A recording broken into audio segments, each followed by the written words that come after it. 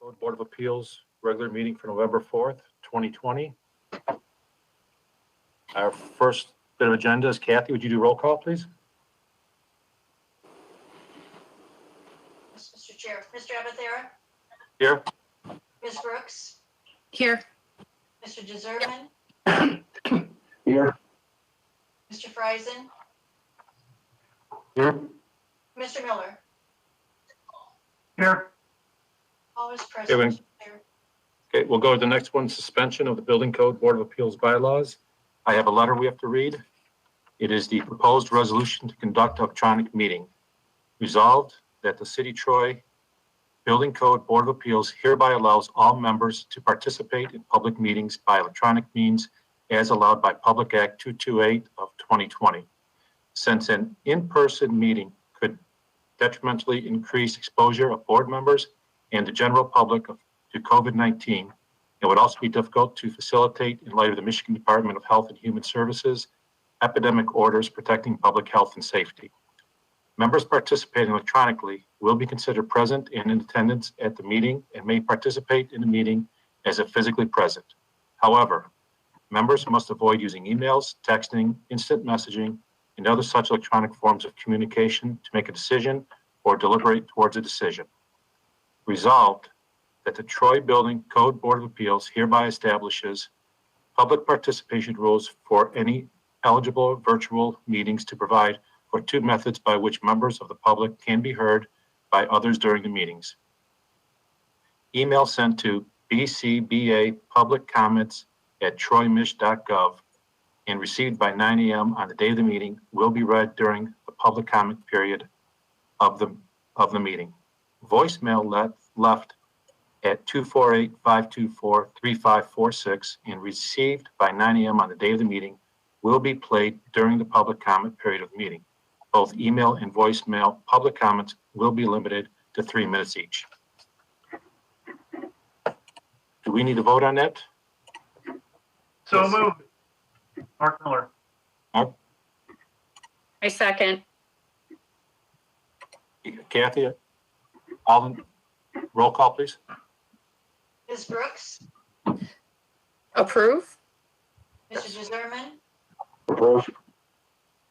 Mr. Friesen, Approve. Mr. Miller, Yes. Mr. Abathera. Yes. Number 3 is the approval of the minutes of the January 8th, 2020 meeting. Anybody would like to approve it? I motion to approve. I second. Kathy? Thank you, Roll call, Mr. please. Chair. I know it was moved by Ms. Brooks. I did not catch the support. Andy. Thank you. Mr. Deserman, Yes. Mr. Friesen, Yes.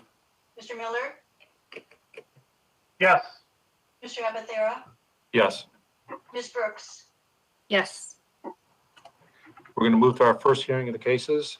The first one will be the variance request for Vladimir Korkari, 2904 Thames. Salim, do you want to tell us about that real quick? Sure, I'll read the narrative. This property is a corner lot in double front setback. It's required per Chapter 83, Section 2A.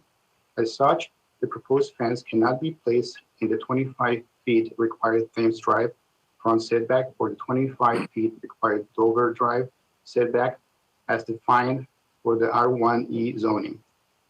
This corner lot does not have a common rear yard relationship with a lot in the back in the same block.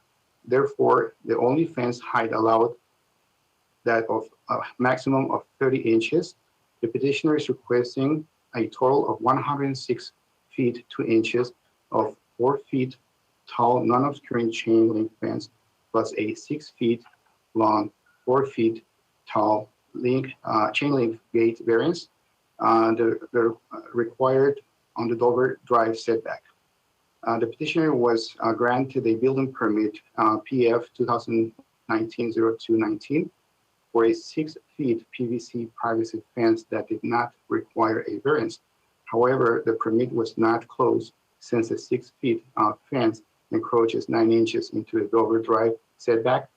The petitioner must correct this as part of this agreement. Okay, thank you. Is the Chairman? petitioner? Yes, Chairman, yes, Mark. did we miss approving the January 8th minutes? No, we did that. Oh, okay. You Right. said yes.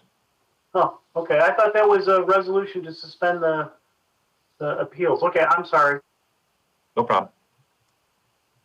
Would Mr. Kokari be in? Yeah, right here. I'm speaking for Mr. Kokari. This is him. Okay, could you give us a reason why you need your variance? Yeah, it's a corner lot. It's right next to Big Beaver. I mean, it's like 40 feet away from Main Road. I got little kids. They go to their house. They're the grandparents. There's dogs loose literally next door, 3 pit bulls. Last year, one of the pit bulls killed one of the dogs that was just walking by with its owner. They just ran out and killed their dog. Also, on the other side of the house, there's teenagers with Hellcats and Chargers. They're constantly drag racing and burning up the road right next to the house. And I'm afraid when our little kids are there, they're going to run into the road, either get attacked by a dog or get run over by, crazy drivers. I have pictures right here of burnouts right in front of the backyard. And this is our neighbors right there. And they're just constantly doing burnouts there. They're racing there. And there's high traffic there. I mean, it's right Big Beaver. People turn in. They're still going their full speed. And like I said, dogs next door too. It's just safety for, little kids. I got a 2-year-old and a 3-year-old. Spend a lot of times with their grandparents there. Just want them to be safe. I don't want 80-year-old grandmother chasing them all the time. Okay, We just have 4 chain link fence that's not obscuring or anything. okay, thank you. Can I bring it back to the board members? Does anybody have any questions for the petitioner?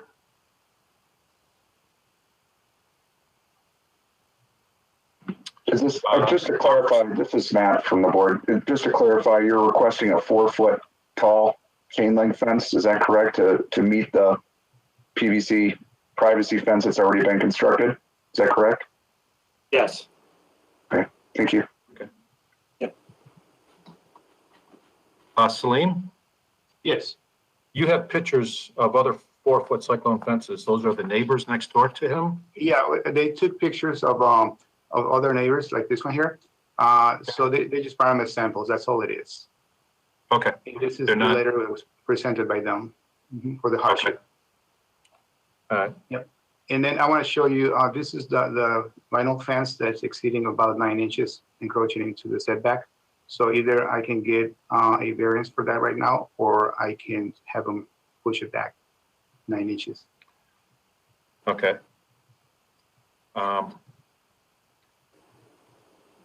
And we don't allow 4-foot fences out to the property line unless it's a non-sided really- front yard. Relationship with back-to-back, see, this is the side yard right here, and this is the backside, so there's no back-to-back relationship. Okay. All right. Let me check real quick. Jackie, is there any public comment on this? No, but Teresa's been raising her hand. There is no public comment on this case, though. Okay. Teresa, I'm sorry, I didn't see you there. No, I was just asking about public comment, so you got it. Okay. All right. Are we looking at anybody else have any questions? Any more discussion?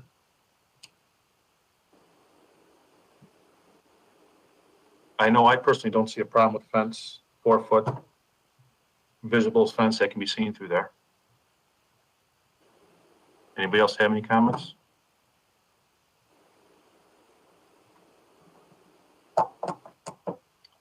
Yes, Teresa.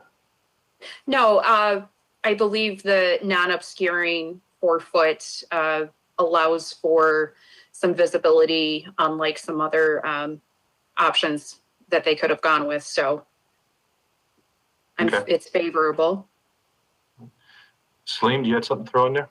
Yes, I just want clarification if we're going to approve the 9 inches encroachment, or I can just have them pull it back when they get the building permit. Either one is fine with me. Just want to make sure that we clear that. Is that part of the variance? I mean, can we do that, Lee? Can we do that because it's not in the, We create a motion that's that covers both, or does that have to be separated? Ed? Back to the pictures that we had showing the fence in the back and the encroachment that you had pointed out, Celine. Right, sort of right there. For my visual, I see that actually lines up with the house behind that, even though that is on an opposing property line. So from my view, I don't see the issue with the 9 inches here, even though it should have followed this home up in the front. I think that would, from my view, wouldn't necessarily, we could grant the variance on that if everybody approves on that side, but I can see the line up with the other house per se. So if this person behind us actually asked for a variance, they would actually bring up that fence up to that corner. Is that correct? Correct. Yeah. Okay. Can we do it all in one motion, Salim?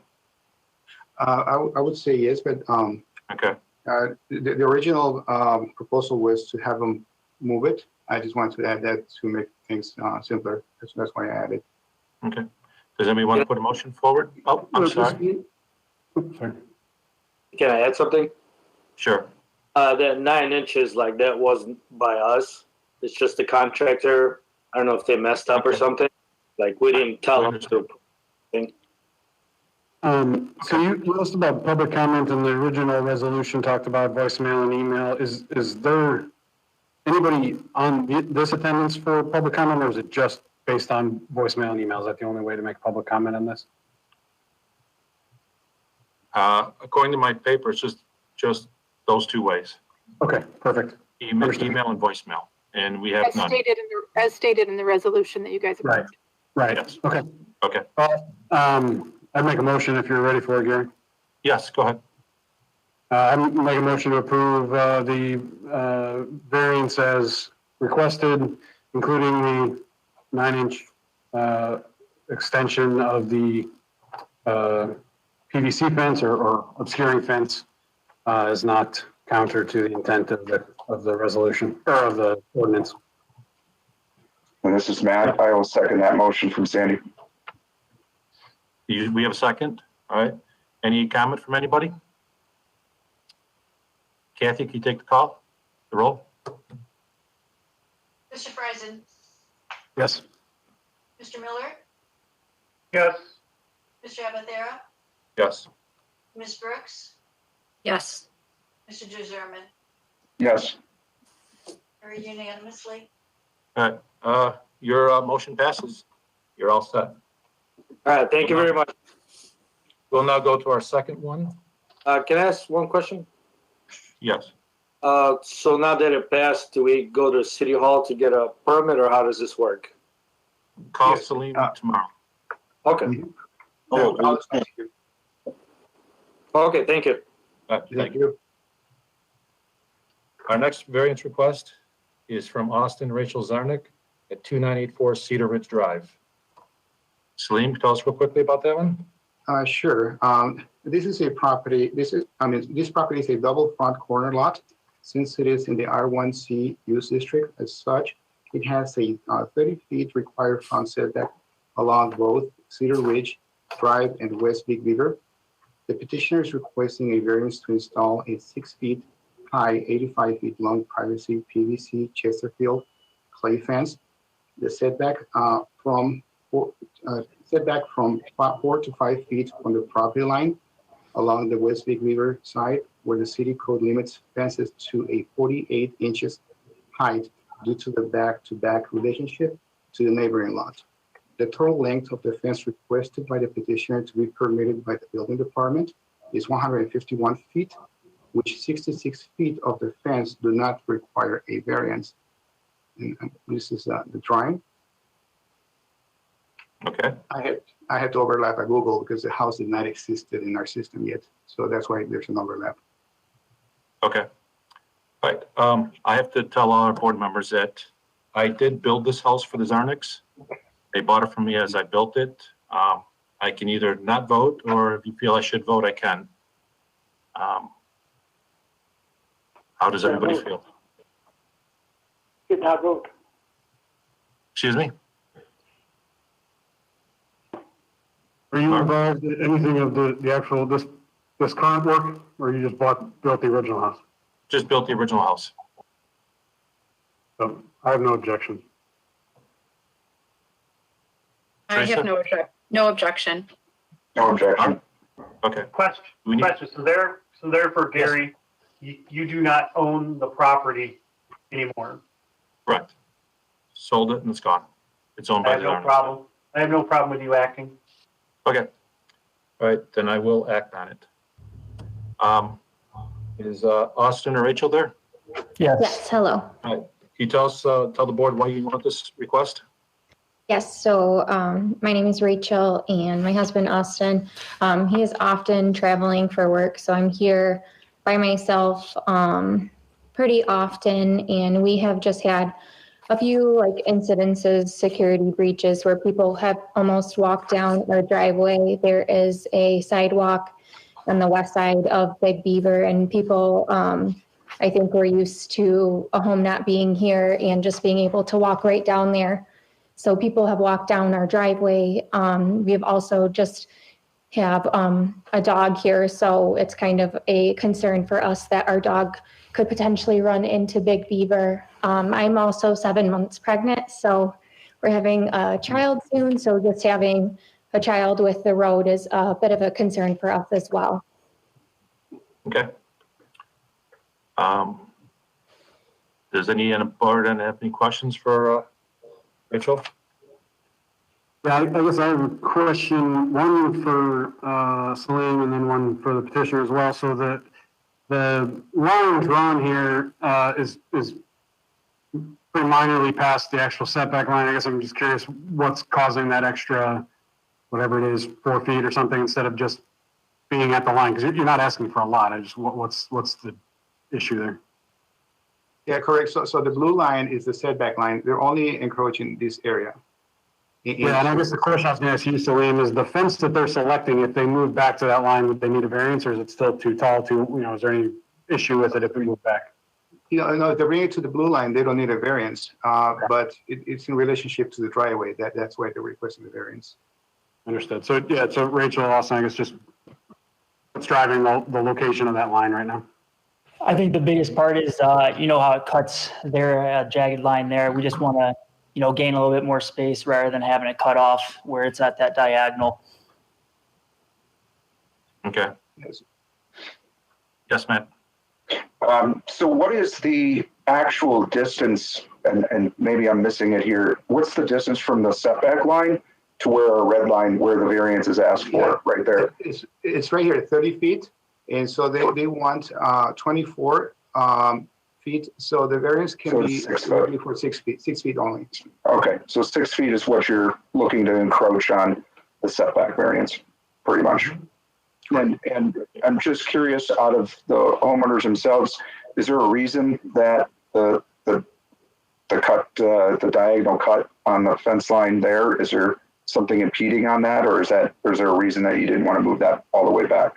We were just thinking with the flow and just going with the sidewalk back there, just something like that. So it wasn't anything thought about, but that's just what we were planning.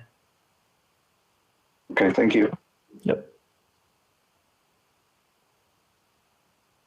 Now, I will comment that there are a lot of pine trees there that another 5-6 years, you probably won't even see this fence. As the trees grow up, the fence is on the other side of the trees and the berm. Sandy? Could you bring up that picture of that side again? I don't know if you show the view of the side. Yeah, there you go. This is fine. Thank you.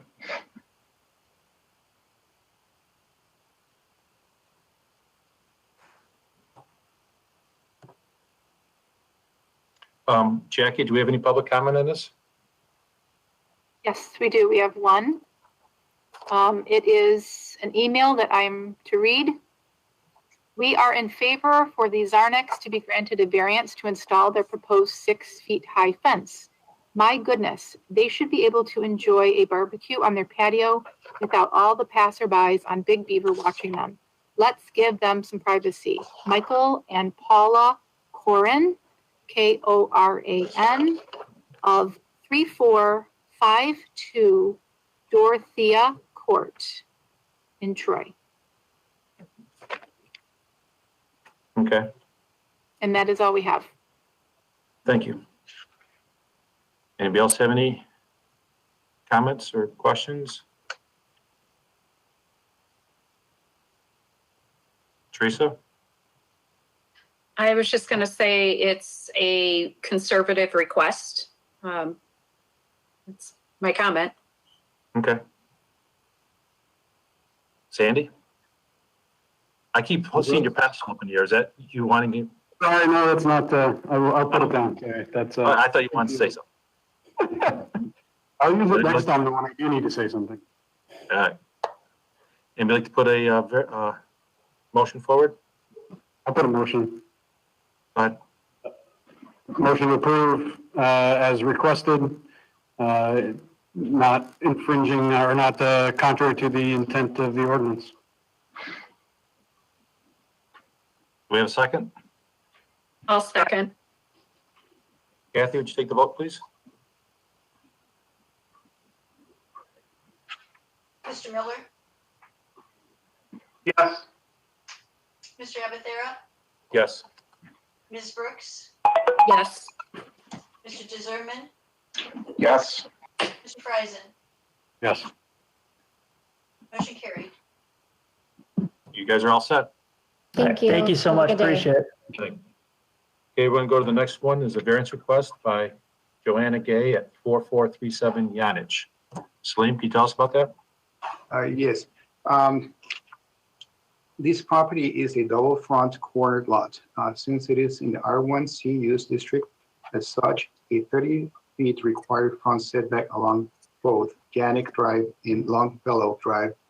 The petitioner is requesting a variance to install a 4 feet high, 118 feet non-obscuring wood fence along the Longfellow Drive with a setback of 1 foot away from the property line, where the city code limits fences to 30 inches high due to the fact that there isn't a back-to-back relationship to the neighboring rear lot. The total length of the fence requested by the petitioner to be permitted by the building department is 250 feet, which 132 feet of the fence do not require a variance. Thank you. Is the petitioner present? Yes, I'm here. Just tell us why you need your variance. Sure. And first, I apologize. My camera isn't working on my computer. I'm using my husband's work computer, and he must be connected to something else. But yes, we bought this house in the beginning of this year, moved in right as COVID was hitting, got to know a lot of wonderful neighbors, really enjoy not having a huge privacy fence.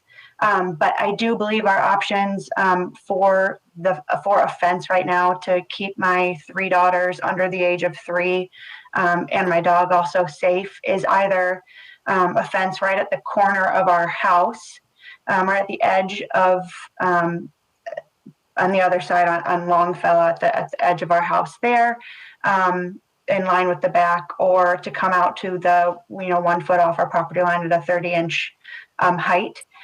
We don't believe that 30 inches is safe to keep our daughters in, as that's about 9 inches shorter than my 3-year-old is currently right now. We really, we wouldn't want a privacy fence because we have really enjoyed being in this neighborhood, coming from Cleveland, a place where we didn't have neighbors like this. I know we just feel like we should have the ability to put up a safe fence, non-obscuring, very attractive to look at. Right now, we're aiming towards with COVID, the price of lumber and wood has just skyrocketed. So we're aiming towards instead a wrought iron fence at 48 inches, just out to our property line, or the 1 foot setback to be able to utilize the majority of our backyard. As you can see from that aerial view, the only trees in our backyard are in that space that's technically blocked by the variance. So that's the only shade that we have during the summer. And being that the house next door is a single story house, we don't get much shade in our backyard at all. So that is the only area that I'd be able to put my daughters in when they were in there, pack and play and all that stuff. this past summer. So Okay. yes, that's what we're requesting. All right, thank you. Anybody have any questions for the petitioner? Before I ask you that though, Salim, this is just like the very first one, isn't it? I'm sorry, I didn't hear you. This case looks just like the very first one we just did. Yeah, doesn't it? they look similar. There's a lot of similar ones. Okay, I thought I had a mixed up one at first. Anybody have any thoughts? Yes, Mark. Yeah, I have a question. Salim, do you know if, that this is a corner lot? Has anyone looked at the clear zone that's required, in the intersection? Yes, it's So- 25 feet, corner to corner. It's an equilateral triangle here. Yeah. So it should be here, for what I understand. And we did make sure, we mocked up some pictures that I sent to Salim and to Jackie before all of this, that had the wrought iron fence that we were hoping to do. And it really doesn't interfere with the corner at all, people coming to the corner. Those pictures are just an example of another house in our neighborhood that I saw that went out to the street. So that's why those are included. But we're looking towards a wrought iron that would be even less obscuring than that. Salim, I have a question for you. Yes. When I'm looking at that page right there, what's the yellow? Yellow line there. It's a double line that comes on GIS. It's just a mistake from GIS. It Oh, it has doubles- nothing to do with fencing. Yeah, it's not. No, we wouldn't want anything Okay. there. All right. Okay. Gary, I wanted to add too that there's no driveway here.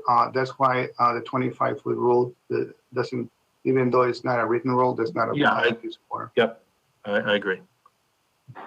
And we have spoke with that neighbor, Larry, and he does approve that we need a fence, and he wouldn't be opposed to that option.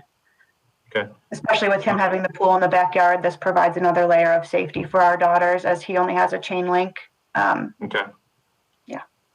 Jackie, is there any public comment on this one? Yes, so there are a few, and I will begin. Okay, the first one was received from Stephen and Jill. Their last name is spelled B-A-C-H-L-E of 640 Longfellow Drive. We are writing in support of Joanna Gay's request for a variance to install a 4-foot-high fence at 4437 Yonich. Their house is on the northwest corner of Yonich and Longfellow, and their yard is directly in our view. We are encouraged that new neighbors want to make an improvement to their home. They have young children and a dog that will benefit from the protection a fence brings. Plus, our street, Longfellow, has quite a bit of traffic due to the fact Leonard Elementary is right down the street. The fence will bring peace of mind to both the Gay family and their neighbors. If we can further service in this matter, please call us. That would be the first one. Okay, hold on. Okay, sorry, 1 second. Here we go. Okay. This one was received from 654 Longfellow Drive. The residents are William and Gina, S-I-P-I-L-A. Their email reads, petitioner is requesting a variance to install a 4-foot fence along Longfellow Drive with a setback of 1 foot where the city code limits fences to a 2.5 feet when there is not a typical back to a back relationship with their rear lot neighbor. William and Gina Sipilla are not in favor of approving the height variance for these reasons. In Pine Meadows subdivision, there are 5 similar lots where there isn't a typical back-to-back relationship with the neighboring rear lot, same as the petitioner at 4437 Yonich. Of these 5 lots, 2 lots have fences, but with a setback of approximately 30 feet. They are 4465 and Yonich and 899 Thurber. The other 3 lots have chosen not to have a fence. There is not one double corner lot that has a fence with 1 foot setback. The request variance for fence height along the sidewalk on Longfellow Drive will change the appearance of continuous grassy lots along Longfellow Drive with an abrupt addition of a 4-foot fence just 1 foot from the property line. In keeping with Pine Meadows subdivision appearance of not having a definite lot dividing structures at the sidewalk, We would not object to a 4-foot non-obscuring fence if the setback is about 20 feet from the property line. Thank you, William and Gina Sapilla.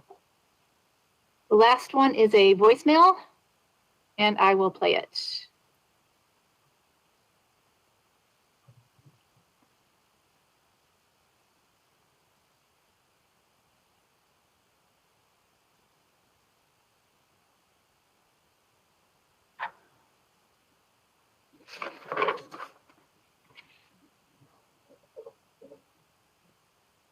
Jackie, are we supposed to be hearing it? I'm not hearing anything.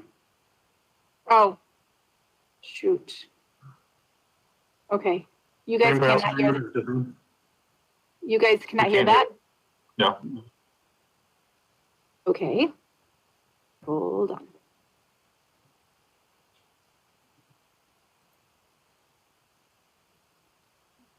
Let's see.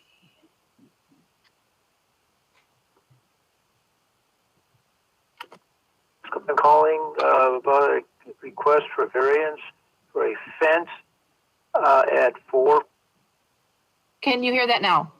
Yes. Yes. Okay, I'll restart it. Sorry about that. Hi, my name is David Cisco. I'm calling about a request for variance for a fence at 4437 Yonich. My wife and I, we are not in favor of approving the variance, but we would not object to a 4-foot non-obscuring fence if the setback is about 20 feet from the Longfellow property line. This is from Dave and Linda Cisco at 4438 Yonich. Thank you. That is all. That's all we have. Okay, thank you. So out of those 3 messages, the neighbor directly next door to them was in favor of it, correct? Are you asking me, Gary? Yes. Was Okay. the first one you read was the house right next door is in favor, correct? 4437 Yonich. Hold on one second. Where she lives at? She is kitty corner to us, so she's next door to the people directly across Longfellow from us. Okay. I see. She lived at 40 Longfellow Drive. And the last caller was people across the street on Yonich from you on the corner. Correct. Okay. All right. Anybody have any thoughts or questions? So I guess, I'm happy to answer anything too. I've spoke to all 3 of them as well. So Okay, Mark? My, in general, I would support some level of encroachment into the setback, but I have concern about being too close to the sidewalk for safety reasons, whether it's bicyclists and things of that nature. Then we heard twice people suggesting a 20-foot setback. I just would like to hear what the other members have to say. That's just the general direction I'm coming from. I would be happy with a 10-foot setback from the sidewalk. Sandy? Yes, I think even prior to the call, just driving that neighborhood, I think there really isn't anything that comes out like that. It does have a pretty open, yards as you look down that street. So, and I applaud the request for what seems to be a nice, even though there wasn't really any images, but the idea of a wrought iron aluminum picket kind of fence, not obscuring. I'm in favor of all that. I do think it needs to be further back from the street or from the sidewalk than the 1 foot. And I think, that 20 foot that was mentioned would be fine. I don't know exactly where that falls with the trees and that kind of thing. So we could probably maybe debate the exact location of that, but I definitely would like to see it back further from the sidewalk. Matt? Just to clarify for myself, I'm sorry, I'm looking at the chapter here, 83. Is it to say that a 30-inch is acceptable into that encroachment or only at that setback of 30 feet? Okay, no, what happens is that at 2.5 feet is acceptable 1 foot away from the sidewalk. They wouldn't need a variance if they were requesting for that. The reason why is just because It's a 4-foot and 92.5 feet non-obscuring fence. So an additional 1.5 feet is what the variance is asking for. Then it's encroaching on this setback. Is that correct? It's the height because of the encroachment. Right. And the requester has changed from a wood fence, am I correct by saying that, to what we want to say is almost like aluminum picket or wrought iron picket style fence, correct? All right. Anything that's wood, plastic, or iron, it's acceptable by the Michigan Building Code. So in this case, the only thing in question is the height, as long as it's non-obscuring. Thank you. And I would probably agree with, I'm sorry, I'd probably agree with Gary that and Mark that, the foot off the sidewalk may be a little bit of a pain point. So anything that we can come to as a resolution as a group here, I would be accepted on. Okay. Teresa? I appreciate the non-obscuring. We're looking at a 1.5 foot request in height difference. Do we have any idea of where those trees sit in relationship to that property line, like south line? Joanna? Sure. So the one tree that's close to 639 on the corner there, it is, I'm sorry, that's close to 639, the other side of it. Yeah, that's our backyard. That one is about a foot, maybe 1.5 feet off of the property line. And the other one is just slightly further north. So I did talk to the two that they told me in advance that they were going to write in and say that they don't approve of the 1 foot off. And so we did come to an agreement that they would think that going on the just north of those tree lines would make sense, as we obviously can't, you'll see the one tree there and the other tree is slightly to the left of that. Okay. But if we could go, to just north of those trees, that would be good for us. We would, appreciate that inclusion inside of our fence line. So Joanna, listening to the board members, I think they're looking at somewhere around 10 feet. Are you acceptable to 10 feet? Yes. Okay.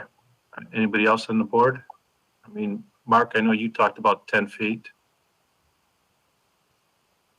And we have any thoughts about 10 feet? I think 10 feet's a good number. Number. Sounds good to me, Mark. Okay. I would just have to say again, and just in case, we don't have an exact measurement to these trees, right? So you may lose that tree if we hit that 10-foot mark. Is that correct? Well, she could always go 13 around the tree. She could always go around the tree further out. If the tree's at 9 feet, she wants to go to 12, she can. If we go 10 feet, she can always make it bigger. So you're asking for a 10-foot off the sidewalk. Is that what your request is, what you're stating there, Gary? Yes. Okay, thank you. That would be the minimum setback. It'd be the minimum, yes. She can go to 15 if she wants, but 10 is the minimum. I understand now. Thank you. Okay. Yes, Mark. Yes, I'm kind of nitpicking here. It's not measured off the sidewalk. It's measured off of the right of way, correct, Celine? Correct. And the right of way is normally 1 foot in from the sidewalk. From the sidewalk, correct. Yes. So we can either put the resolution at 10 feet off the property line or 11 feet off the sidewalk. Whatever anybody would like to do. I'm on a motion roll today, Gary. You want me to give another one? Sure.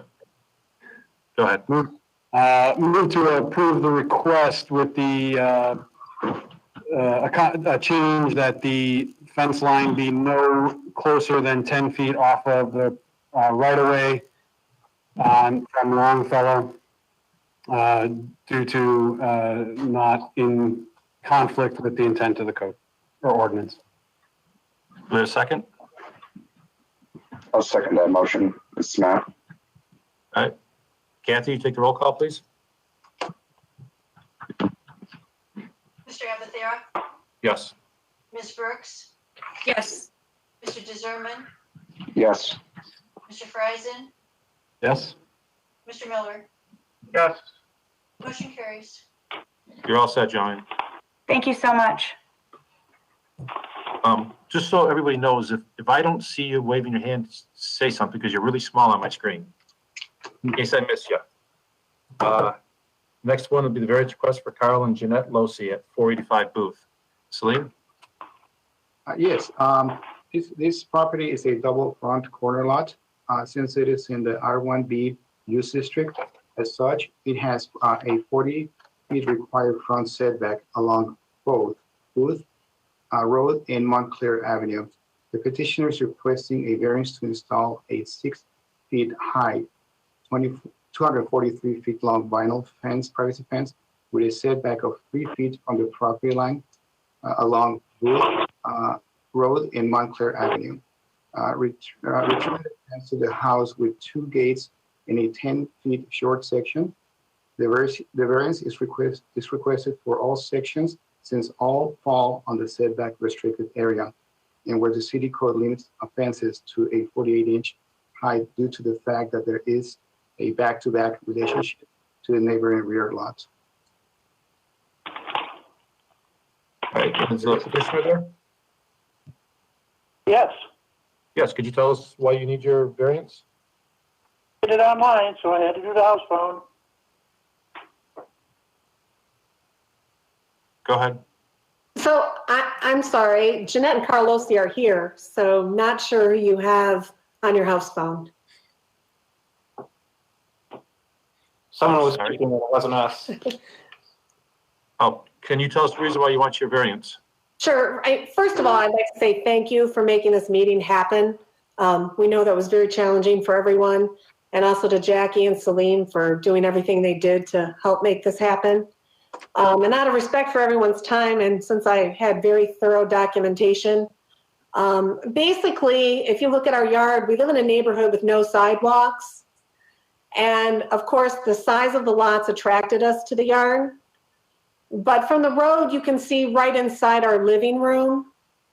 And the corner from mini bikes to people walking and rollerblading, it's a very active corner in the neighborhood. Lots of people cut through from Livernois to get to Rochester Road, right through our corner as well. We've had, from a security standpoint, someone tried to steal a trailer in our backyard. I had tires slashed on a car I had that was on the side of the house. So a security and a privacy standpoint, just looking to put in and improve our property so that we have a private backyard. We do have some herding dogs and very sensitive to motion, even from within the house. Well-trained dogs, but that motion's awfully exciting for them. So I want to keep them safe so that they are not injured while running the fence. And you'll see there's a bunch of examples. I think there's 16 examples of other similar properties in the neighborhood on a corner with a privacy fence. And then we reached out to all of our neighbors, basically everyone who could see the fence, and 10 of them all signed that they didn't have any objections to us putting in a fence. Like I said, there's a lot of driveways and vehicles and overgrown shrubs in everybody's setback. So this at least would be a, hopefully an improvement, and for privacy. So thank you. Okay. Any board members have questions for the petitioner?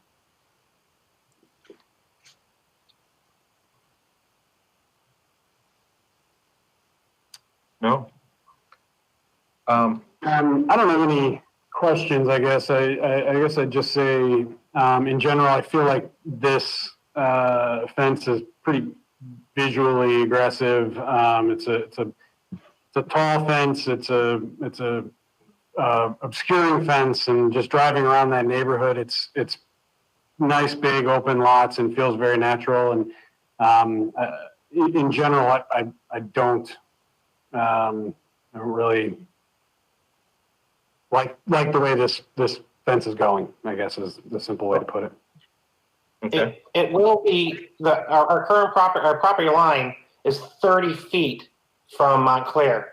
So that is quite a bit of ways from the road. And that's where, the privacy fence will be, is 30 feet from the road. the blue line is where you want is where the setback, that would be through our house, and you'd be taking away, a third of our backyard. So, Okay.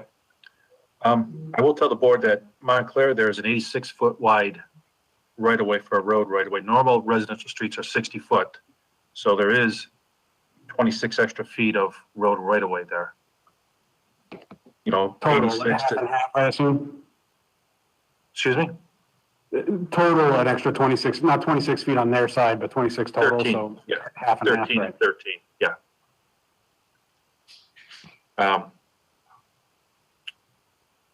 Jackie, do you have any, Yes, public we comment? do. We do. Hold on. The first is an email to the Building Code Board of Appeals. My name is Erin Bridge, and I own and live in the home immediately adjacent to 485 Booth, the subject of the hearing. My property is contiguous on the north side, and I share a property line of approximately 300 feet. I believe that the existing city code requirements are completely fair and reasonable and should be strictly adhered to in this case.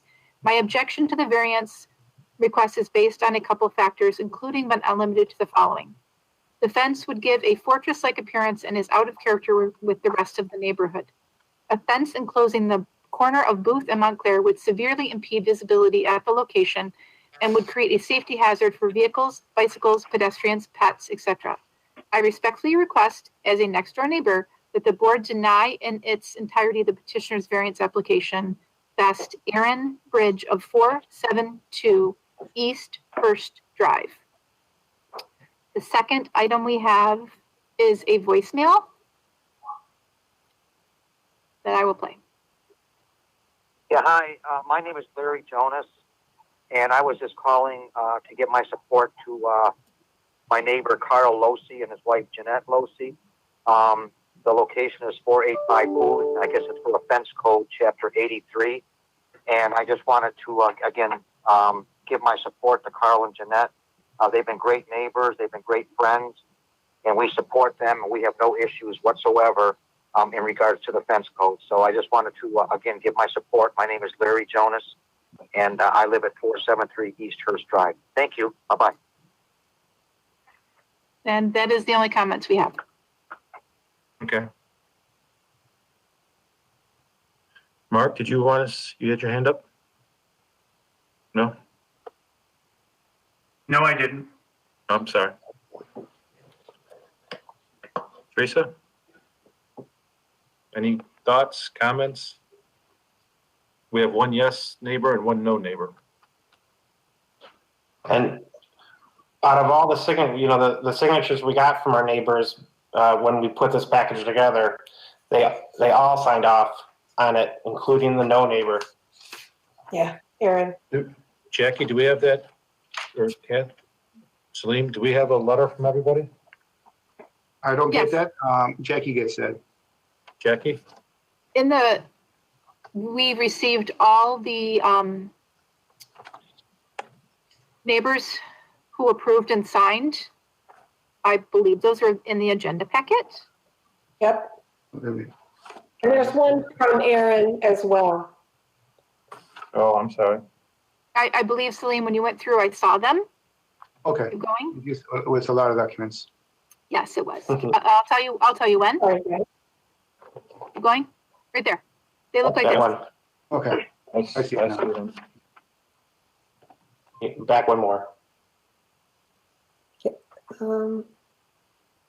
I think it was the one before Larry's. It's Erin Bridge is her name. There it is. Yeah, right here. Thank you. So it looks like we have 10 neighbors all in favor and pretty much one not. Is that correct? But The one who sent an email is the same one who signed the sheet Yep. I see earlier. that. Yep. Can you go back to that one and just zoom? She has a handwritten note in there. What is it? She's kind of next one up, whichever, Erin. There. Zoom in. What is she writing there? It seems to have modified her approval here. Just curious. Yeah, it's subject to removal of all chain link fence between 472 East Hurst and 485 Booth. The rest is hard to read. Something about dropping over entire fence, drain over fields. That's what it says. She has 2 dogs. We have 2 dogs, and her house sits significantly above grade. And we have been dealing with a water problem for quite some time. We, this spring, put in a French drain to minimize that water problem. And the chain link is on the property line, and the French drain is in our yard. I know she did have concerns of the dogs running in the exposed French drain, which is on our property, and yeah, the chain link prevents that from happening right now. All right, I have 2 questions for you. Why do you want to go 3 feet off the lot line? What's that number for? So along Montclair, there's some telephone poles. We would inset it anyway. Also, to the point of the fortress-looking area, we'd probably landscape with a few arborvitaes on the outside so it looked nicer. We certainly want the right on that side. So the goal is to have it look pleasant. So And on the back property line, we want to say 3 feet in because of that French drain system we put in. So Okay.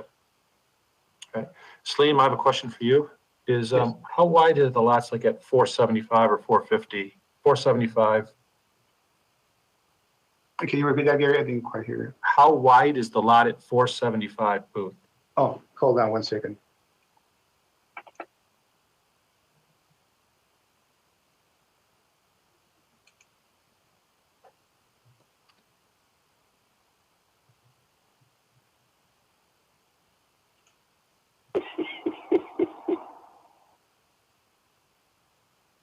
While Salim's looking for that, does anybody have any thoughts or questions? Yeah. Yes, Mark. I noticed there was an easement, 12-foot easement. Yeah, I don't. I'm sorry. 100 feet.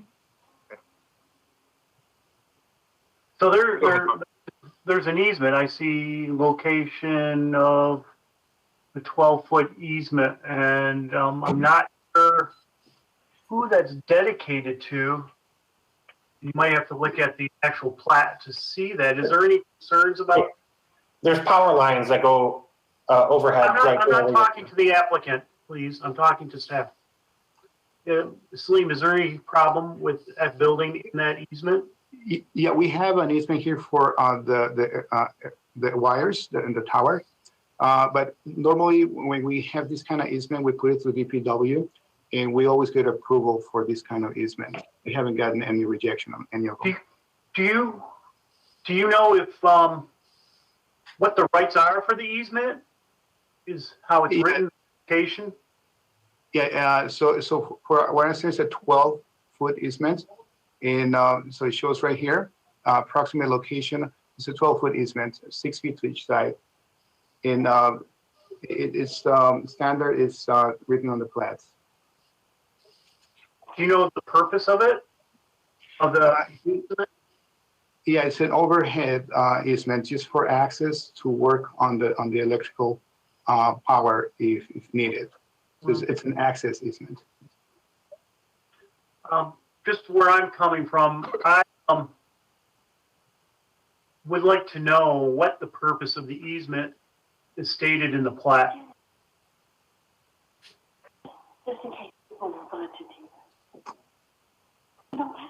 Hey, Mark, Yeah. I might be able to help as I do have some property. Yep. I do have some property in that same area, a couple streets over. It's the same plat. And they do have those 12-foot easements for overhead power lines.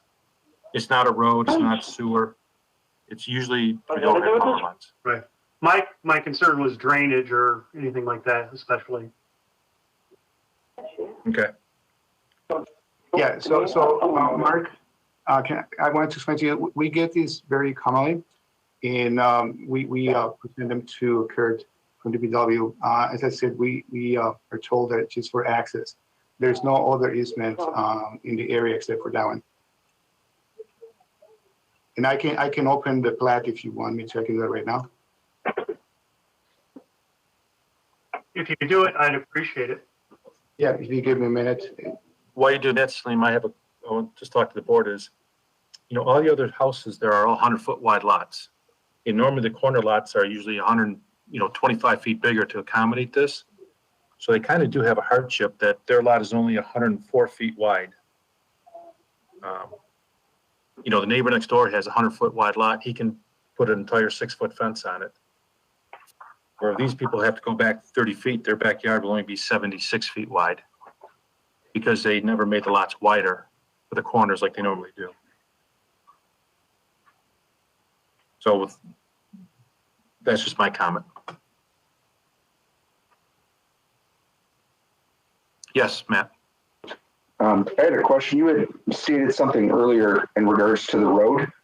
I think it was Booth. Is that correct? You're saying that is a 64-foot? Is that right? 65-foot wide?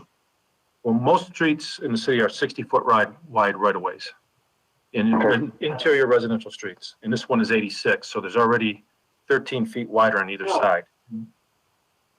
What's that? All roads are now. There's no other, nowhere. Gary, Mark? Yes. Yes, I Mark. know there was some discussion about that the road would have the road right of way would have equidistant space from the pavement. And yes, theoretically, roads are supposed to be centered.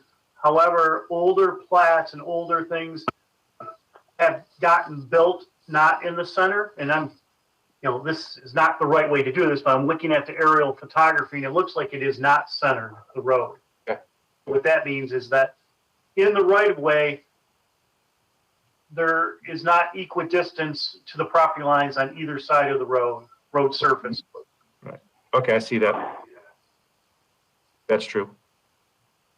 I took him out. I didn't know that. Okay. I told you I'd take him out when I was home. Sandy, you got something? Mark? Sandy, you did not like the height of the fence so close to the property line. Do you have a thought of pushing it further back if the petitioners are for that? And I think right now I think to go back 30 feet and not have to come to our meeting, correct? 30 feet from where? From the property line. It's listed in That's true. the diagram, 40 feet from what looks like, what is that, probably right away? Yeah.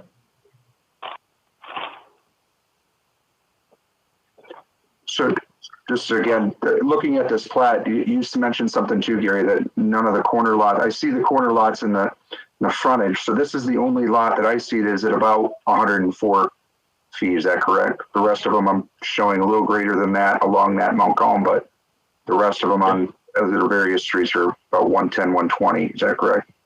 Correct. Yes. So I wanted to mention that this is the plat that came out. So we have the 12-foot utility easements.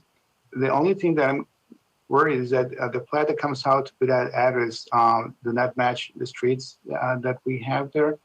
So sometimes the street names get changed. That could be possible, but that's what I get for that specific address. And I can see here the 12-foot utility easements right here. Eric? Okay. Yes, Mark. I know that you're probably aware of this, but this is an old plat, and I'm sorry for giving a surveying, platting lesson, but there was the Subdivision Control Act, which was adopted in, I think, 1967, which increased the standards and what you had to include in the plat, including easement dedications. So this is an older plat, but it doesn't meet those standards.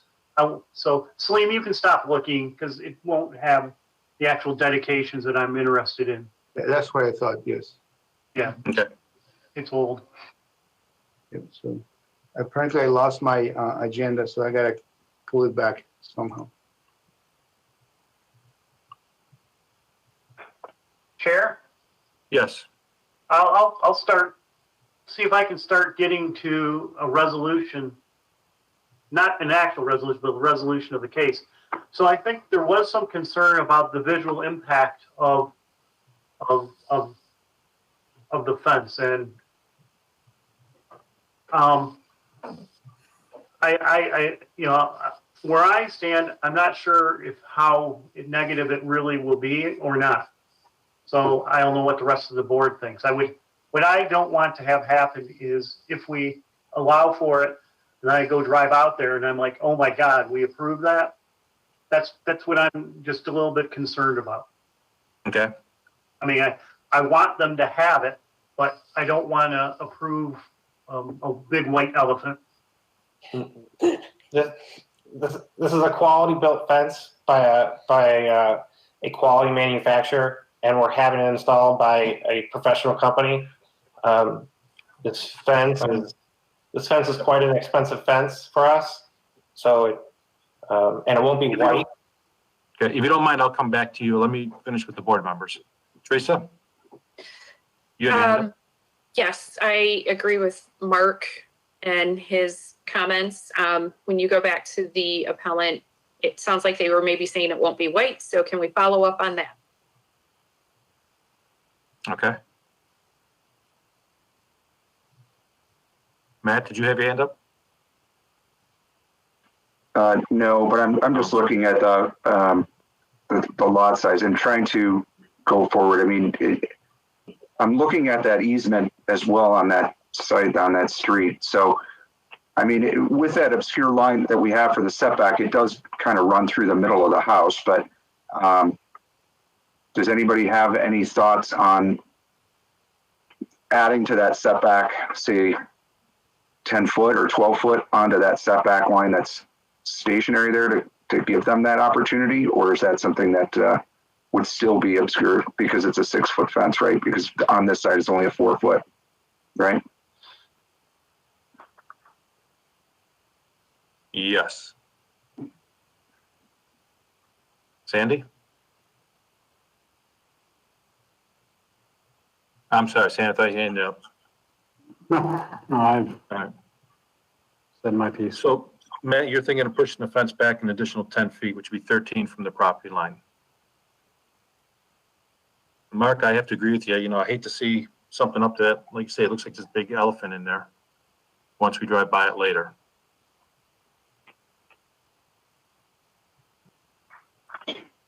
Do we have any other corresponding properties in the neighborhood that have any corner lots with anything that is like this at this point in this packet? Sandy, when you drove through there, did you notice? I didn't notice any. I didn't notice either. I did drive by this property, but I didn't go further into it. I know the petitioner sent a bunch of examples, but I know when I looked up, I didn't look at every single one. I know when I looked up a couple, they were not, you know, in this neighborhood. They were, you know, a couple miles away or something. Or at least one, the 2 or 3 I looked at were pretty far. And then I just generally drove the neighborhood, and I did not see anything like that in the direct adjacent. So I don't know. Whenever we go back to the petitioner, if there is something that's very close, I'd be certainly interested to see it. But I did not notice that. Petitioner, do you know of any in the neighborhood? 276 Lavelle. It's included in the pictures. Okay.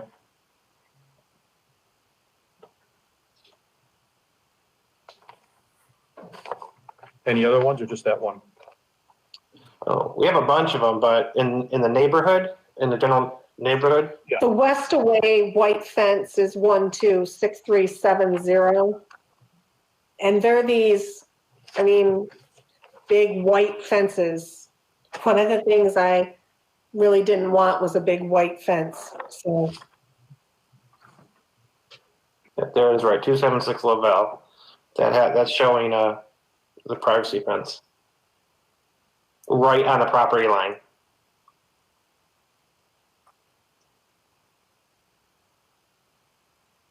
There's So, only about 40. 276 is about 40 feet.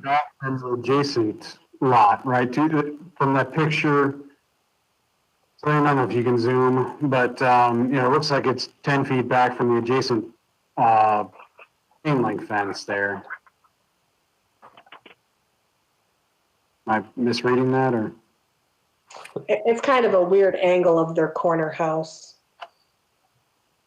This would seem to speak to a little bit, I think, what Matt and even Mark are saying is, an additional, push back, right? Just to, I actually don't honestly love this one that much either, but that's here or there. But it's at least, showing some concession back to not be a wall at the street or, that equivalent street. I understand what you're saying, that your property line is back a little ways, but.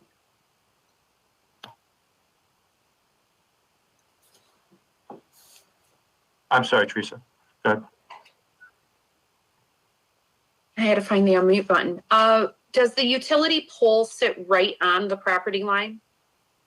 Within Yes. that? Okay. Kind of to that, Celine, but just to that point, to give some isolation or setback for the fence to the pole so the pole is still serviceable, maybe something to consider. May I speak? I need to add something to that, Teresa. It's important. So there's a disclosure in the building permit application that if they put a fence, when we give the approval, and if the utility company needs access, the owner has to remove the fence and put it back on at his cost. So that's important to know in case they never ever need access to it. Either they can put gates or leave some kind of access or remove it when needed by the utility company that has the easement. I do have a question for the petitioner. Does like 12 or 13 feet work for you? Will I put a motion for that? If you do look at how long the backyard is, so every foot in, you're giving up that like by 150 feet of the backyard. Mm-hmm. And you said it yourself. Our neighbors to the west of us, they have a 100 foot backyard that they can put a 6-foot fence around and still have a 100-foot plus yard. If you decrease, our yard, we won't have a nice big backyard like our neighbors do. I'm agreeing with you a little bit. You have 106 feet in the back. Mm-hmm. So that's why I'm asking if you're, I'm listening to my board members. They're not seeming very approvable of going where it's at right now. I'm just trying to get a feel for you. 6 foot, so that it's comes back to the 100 would be fine. Also, if you were looking for some concessions for us to keep some greenery on the outside, we could certainly add shrubs, arborvitaes, things like that on the outside, so it didn't look like a fortress. I mean, that was part of our plan anyway. We just didn't include it with the materials. Okay. For the board there, I just want to tell them, I think they have a little bit more of a hardship too with the overhead lines. They can't plant, if they wanted to say no fence and plant arborvitaes that are going to be 30 feet tall, they're going to grow into the power lines, which means they can only go so tall with those in the future. This is my opinion for you guys to see that. Jared? Yes, Mark. With the plantings, that really softens up the wall effect for me. Okay. Yes, Teresa. The easement is 12 feet, so you think it's a 6-foot radius on either side of the pole. So if we pull it back 6 feet, we're still kind of keeping that easement in my brain. Yes. Yes. I think you're right. Sandy? Oh. I'm just, to the board, I'd have no problem with moving the fence back anywhere between 6 and 10 feet from the lot line, depending how everybody else feels.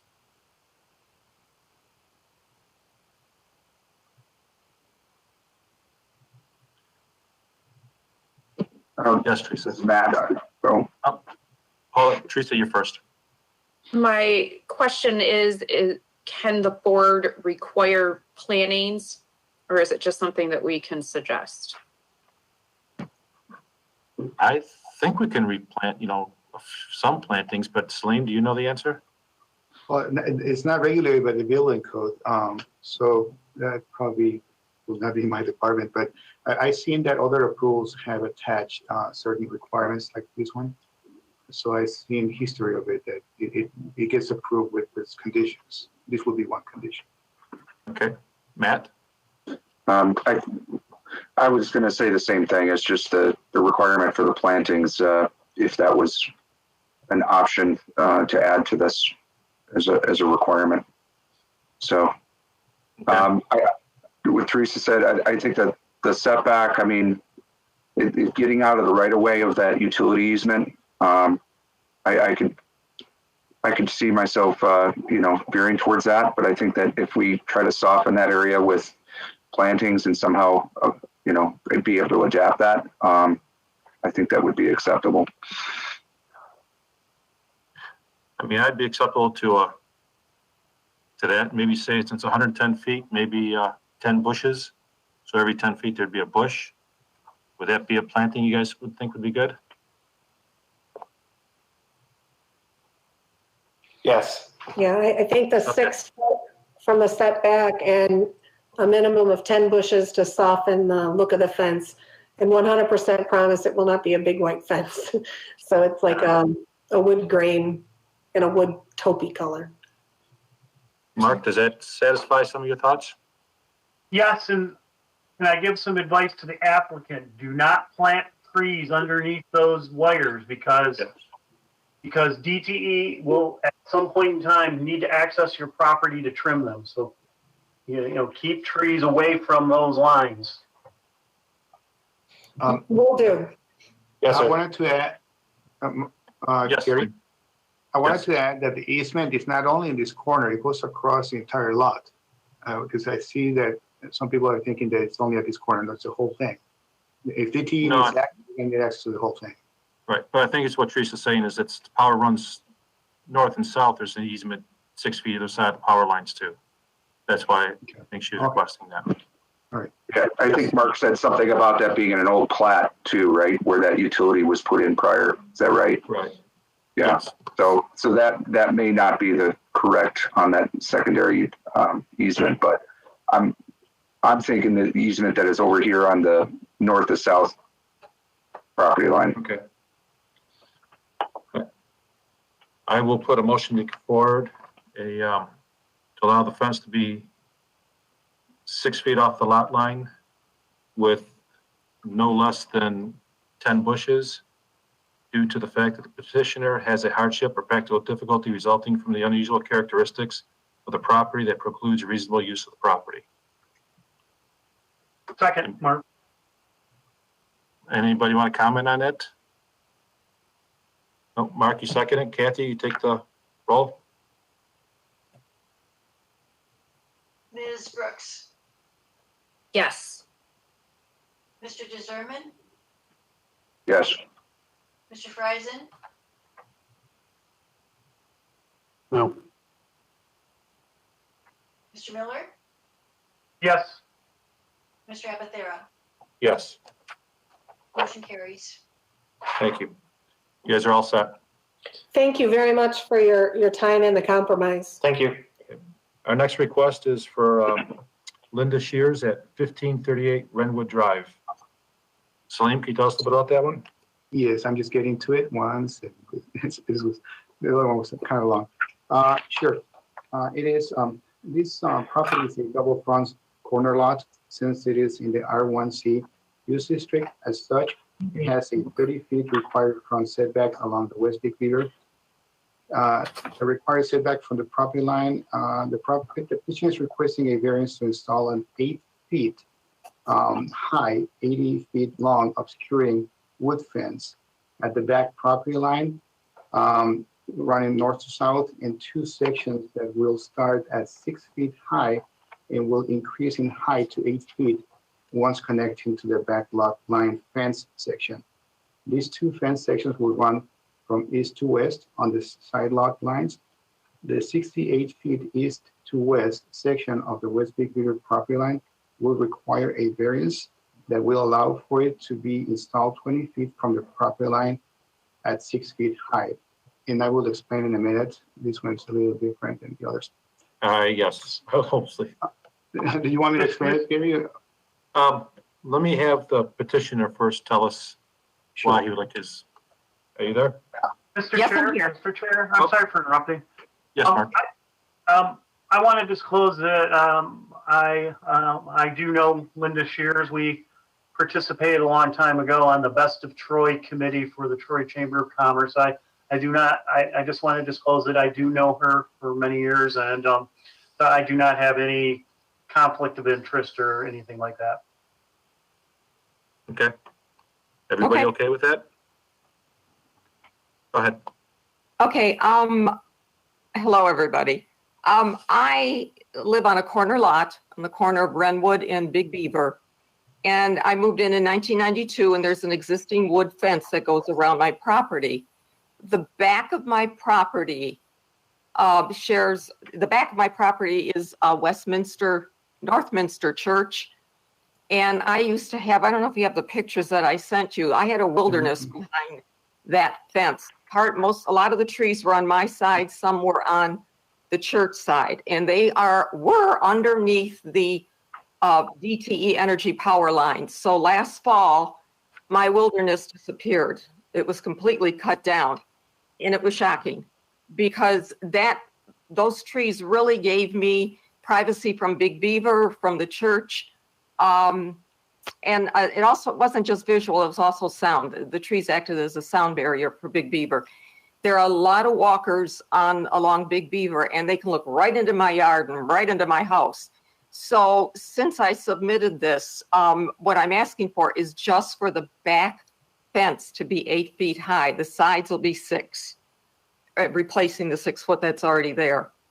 So that's it. The church has some bright signs on their property. I love the church. They've been very nice, but I would like a little bit more privacy. Plus, my house is higher than the back of my lot, so I feel like the fence back there is 4 feet. I can look right over it. So that's why I'm asking. Okay, thank you. Celine, do we have any 8-foot fence? What happens? No, we don't. We're not allowed to have 8-foot fences in residential. The maximum is 6 feet.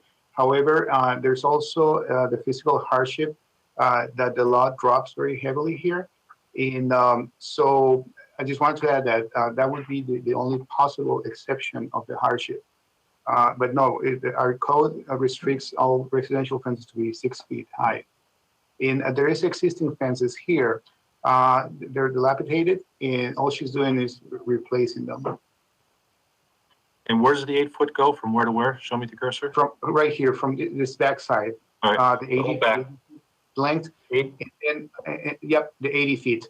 And then what happens at this corner, once it goes east to west, it tapers from 8 feet to 6 feet. So it gets caught in an angle to meet the 6-foot fence on these north and south sections. Okay. Celine, we're not going to angle that anymore. That'll be just a 6-foot fence. It'll butt right into the. Okay. That's fine. I just repeated what I understood, but I appreciate that you corrected it. Thank you. Celine, will the replacing the 6-foot fence need a variance? Yeah, what happens is that anything from this blue line back, she wouldn't need a variance. It's only needed on the section that comes out. The issue here is that she has an existing fence already at 20 feet, even though this has a 30-foot setback. When it's only a replacement, normally in some cases, there could be an administrative decision and not request for a variance. So in this case, the variance is really required for the 8-foot height. But since we're doing the VCVA process, I added also including the new fence to be at a 20-foot setback and not a 30-foot setback. Okay. So I'll just double check one last thing. The back of the property has a 6-foot high privacy fence that we want to go to 8 foot. Correct. And then the side that's along Big Beaver, we're going to replace the 6-foot fence with a 6-foot fence. And it's going to be in the exact same location? Apparently, yes. Yes. Same Okay. location. So, Okay. yeah. All right. So my biggest question is the 8-foot fence. So Mark, could you go? Yeah, I have a question. So that area where the 8-foot fence is going to go is property owned by the church, correct? Correct. Yes. Okay. And so the zoning ordinance nowadays would require that place of worship provide some sort of buffer between the place of worship and the residential property, and the planning commission would have the decision-making power in it. So what are the physical characteristics? I'm looking at the aerial photography. Is that a berm or is it a swale up against on the church property? Do you know, Salim? Yeah, apparently it's shrubs, it's trees, and then there's a drop of the elevations at that point. So that's why her fence looks so low. So this area it was full of trees, and I can pull it out on GIS if you give me a minute.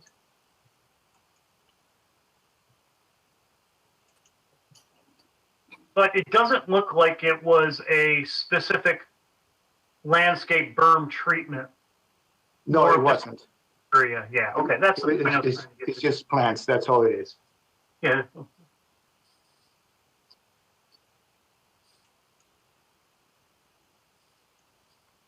Teresa, you got any questions?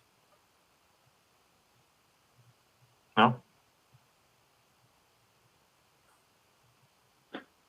There is a 8-foot, and just to clarify, there is an existing 8-foot fence? Or no? It's 6 feet. 6 feet for now. The On existing this fence back is lot. 6 feet. On this back lot line where it butts up to the church? Yes. It's existing 6 foot tall. And who provided that fence? Is that provided by the church or by the resident? No, I moved in here. When I moved in 1992, the fence existed. So I don't know if it was the previous homeowner or the one before that. So this fence is not similar going from lot line to lot line, correct? So the next lot over doesn't have a fence? No. To the south? Okay. No, it does. Mark, I have a question for you. If the church were to put a addition, remodel, would they have to then firm their property to the neighbors, or are they considered existing and they never have to worry about them? Well, once again, there's an administrative call in how significant the redevelopment of the site would be. You'd have to. That use requires what's called special use approval by the planning commission, which requires a public hearing. So I don't know the history if that has special use approval, but the the community development director, Brent Sabadon, would have to make an interpretation whether the redevelopment is so significant. And if it is so significant, then the planning commission would have discretion on requiring buffering along the property lines, which may never happen, or it might happen. You just never know. Right. Okay. Jackie, do we have any public comment? Yes, we do. One moment.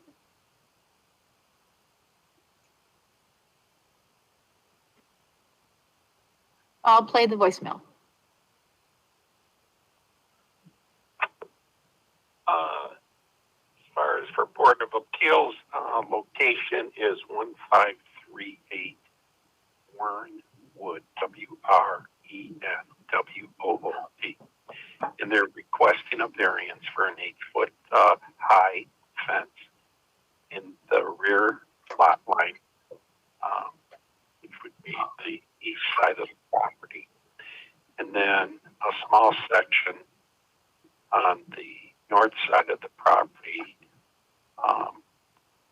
I drove by to take a look at this, and I'm questioning.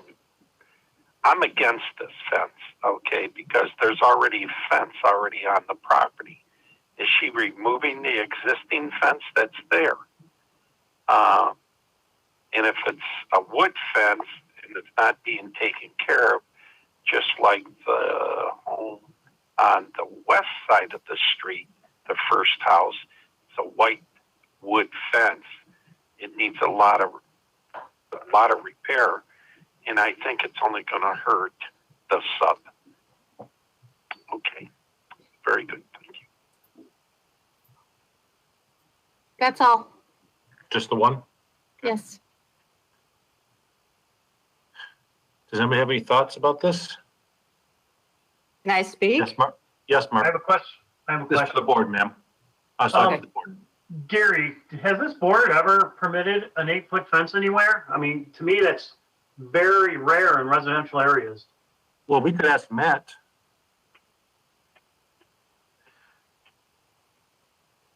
Actually, I'll ask Teresa. She's been on the board the longest. I do know of one that we did, and that was a coyote fence. And I think that was either 8 or 10 foot, wasn't it, Teresa? You're asking me to remember that. You don't remember that? I don't. I remember the coyote fence, but I don't remember the details of it. No. It was like 8 feet tall. It wasn't 8 foot. They requested it 8 foot. I remember that. That wasn't even on the board then, but I do remember that one. And I think the board granted almost a 6 foot 4 inch on that one, but that was just because of a thing on the top of it, but not an 8 foot. I think that request came in as an 8 foot. Okay, Teresa. But could a non-residential, could the church put in an 8-foot fence in the same location? Salim? Yeah, I was going to mention that. So right now we're under the application of residential, but once we get to the commercial, we are allowed to go higher. And as Mark Miller was saying, it is more a Brent Savident item. So, but yes, could go much higher. Yeah. Okay. To answer the other questions, we did just grant an 8-foot fence over on Talbot last year. The two neighbors wanted the fence between their houses, if you guys remember that. That one I do remember. And it was a step down, I think, as well. And they both came in and because of elevation differences between the two properties. Right. Yes, That's exactly. I remember we They had wanted, because of a sloping site or something like that. Yes, Yep. so we went from 8 foot alongside those two houses. Yes. Okay. Anybody else here? I mean, 8 foot seems like it's really high, but we are against the church, and you used to have trees that were 30 foot tall, I would imagine. And they cut Yes. them all down. They cut everything Oh. down and don't have any plans of planting any new ones? Any pines or nothing like that? No, I mean, if nothing else, I will plant on my side anything that won't grow high and get chopped off again. There'll probably be more bushes, or Right. low growing arborvitaes. I don't know yet.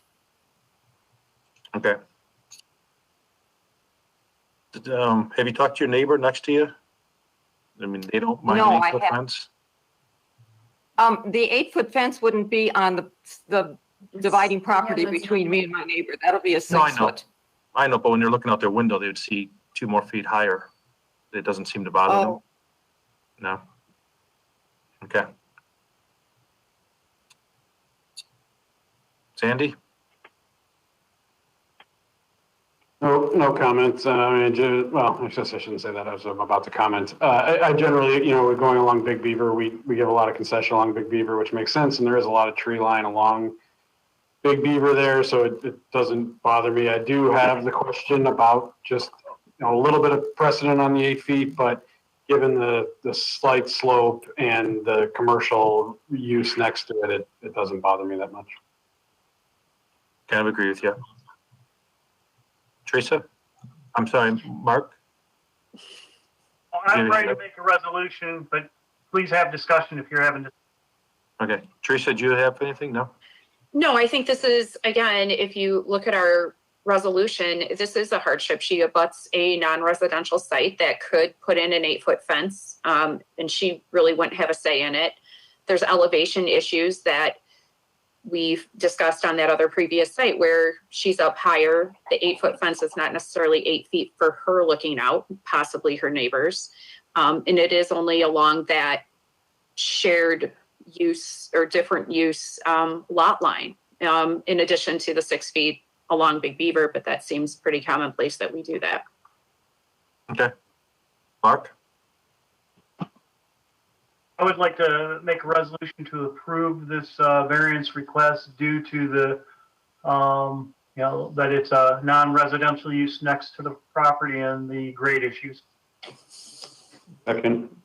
Sandy? I'm sorry, Sandy, you seconded it? Yes, sir. Matt, did you have a comment?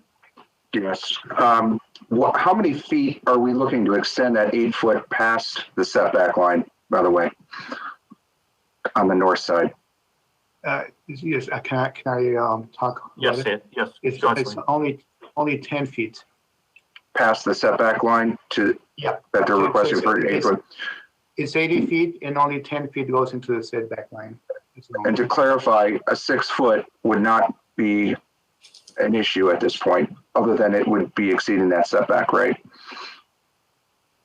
And with this back-to-back relationship, this is only, well, it's a back to side, I guess, but for a different zoning purposes here, right? Correct. But the one that there's an existing wood fence that is 6 foot tall, that's on that north side, correct? Where that red line is, correct, right now? Yeah. So what happens is that it's an existing fence. So for the building department, it makes a big difference. Because I was saying, normally we wouldn't even need a variance when it's existing. It's just a replacement.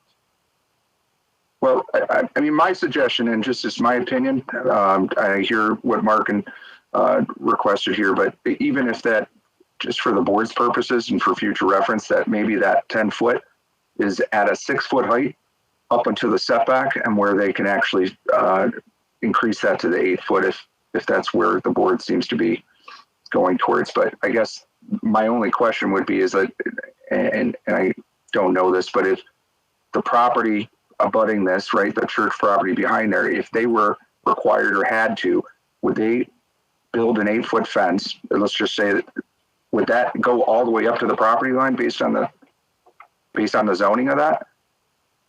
Or would they have to adhere to a setback as well if they were required to build the 8 foot fence for privacy right there? I feel it's still discretionary at this point. Yeah, I'm not sure. I have a question. We have a motion and a second, right?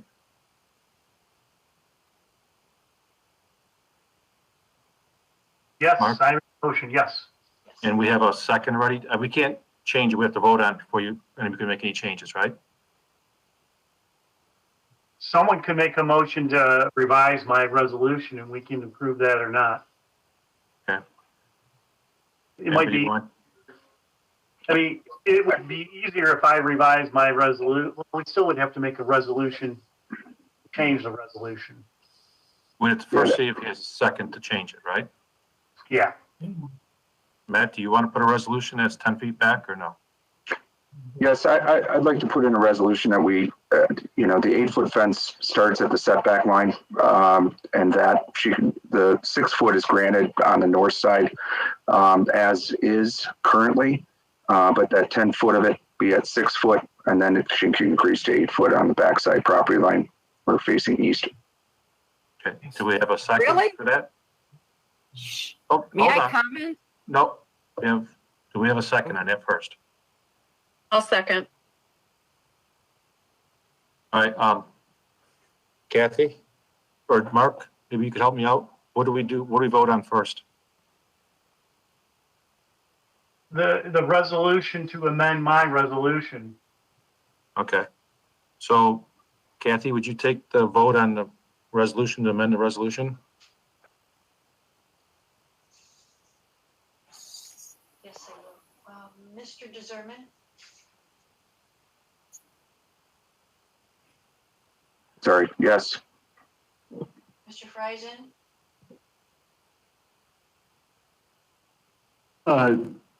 This is procedural, I guess. If I'm voting no to the amendment, but not the original. Correct.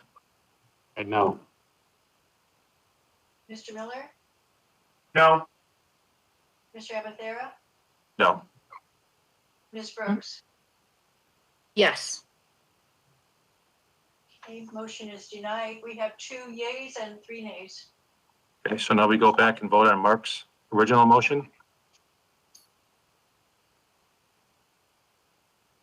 Yes. Correct? Yep, Kathy, you can take that vote. Okay, Mr. Friesen, Yes. was that a yes, Mr. Friesen? Yes, sorry. Thank you. Mr. Miller, Yes. Mr. Abathera, Yes. Ms. Brooks, No. Mr. DeZerman. No. You have 3 yeas, 2 nays. So your motion passes. You're all set. Thank you very much. Appreciate your time. We'll go to the next one of F, variance request of Jessica Harrington at 385 Cotswold. Celine? Yes. The property is a double front corner lot. Since it is in the R1B use district, as such, it has a 40 feet required front setback along both Oswood Drive and Foxstone Drive. The petitioner is requesting a variance to install a 4 feet high, 144 feet long, non-obscuring aluminum fence where the city code limits fences to 30 inches high due to the fact that there isn't a back-to-back relationship to the neighboring lot.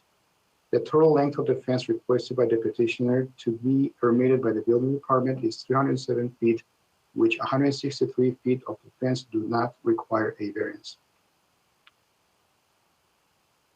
Okay, is the petitioner there? I am. Can you hear me? Yes. Would you like to tell us why you need this variance? Sure. Thank you, everybody, for hearing this today. Similar to previous presentations, my husband and I have 2 small children.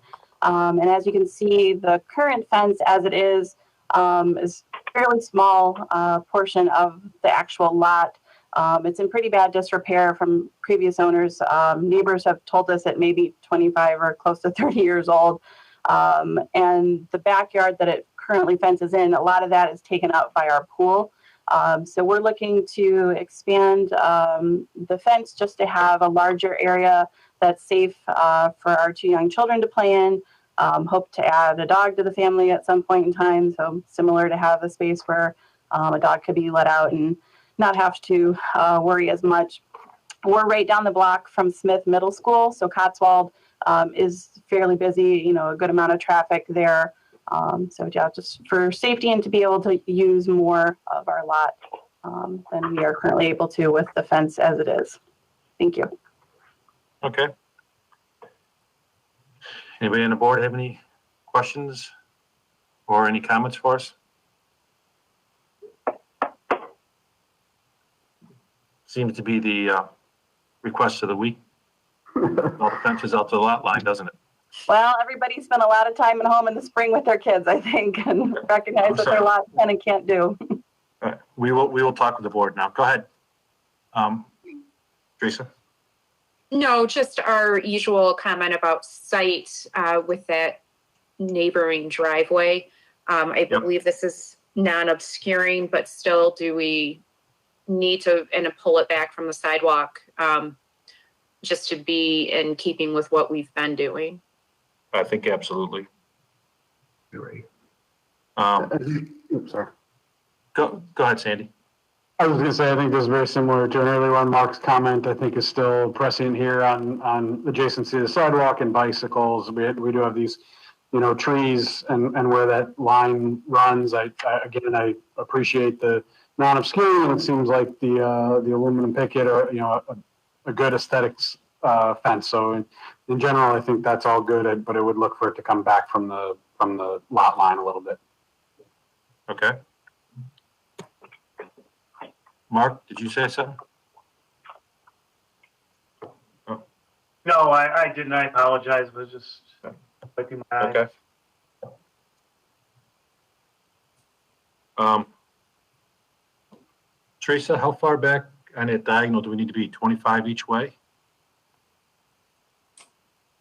We've done 25 in the past, but that was with obscuring. So I feel like because this is non-obscuring, I don't know if we change that. If there's how that is. I mean, do we usually go back 15 feet either way? From the corner of the property back 15 feet to cut that corner? To cut it. I think Teresa's right. I think we've used 25 or 30 in the past, usually a bigger cut like that. Bigger cut? But it's usually a 4 or 6 foot obscuring fence as opposed to a 4 foot non-obscuring fence. Just for, reference, we previously today gave one, didn't have the sidewalk condition, so that's different, but the 10 foot back from right away with the trees, and non-obscuring, so seems more analog to that, I guess. Real quickly here, I just have to send anybody that's not in the meeting, could you shut your mic off? Anybody that's not in the meeting? Okay. Not in the current case. Not in the current case. There we go.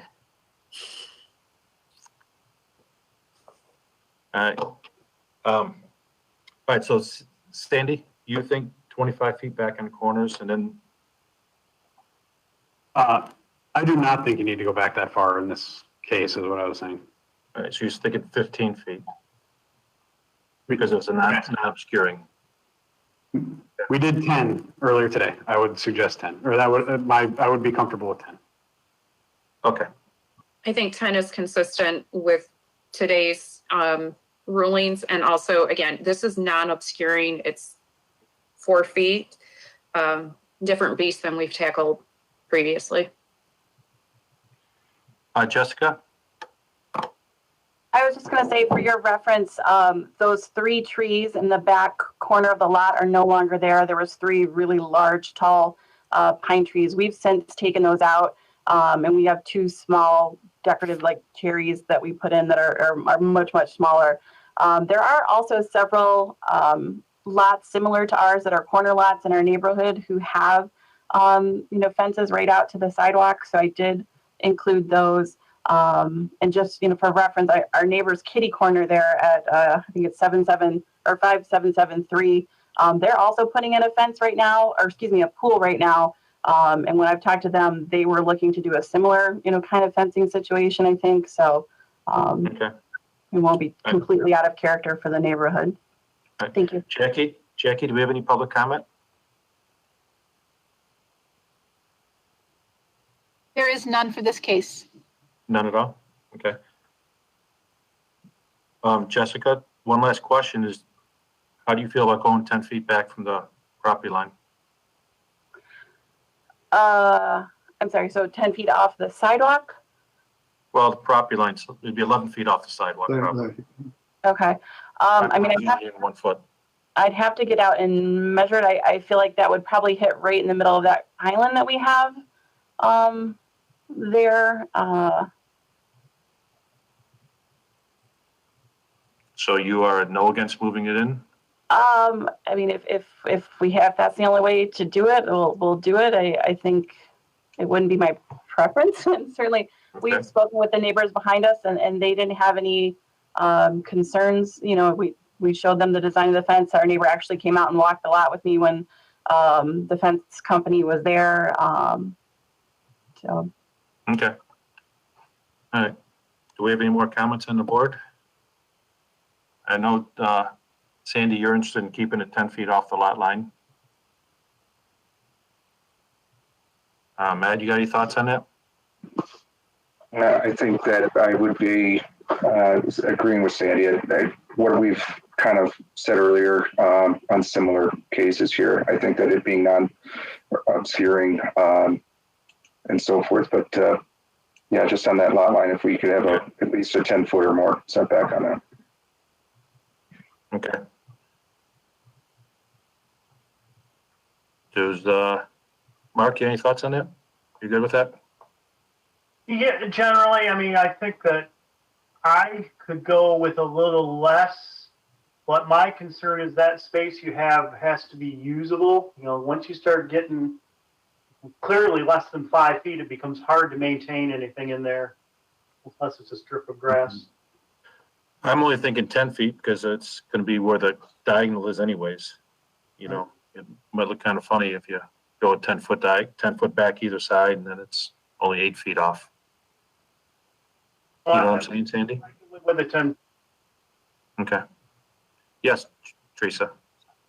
This one is unique. She does have the property has the pool in the backyard. So moving it in 10 feet does reduce that available space because of the pool. So possibly a consideration to somewhere between the 5 and 10 or because of the pool.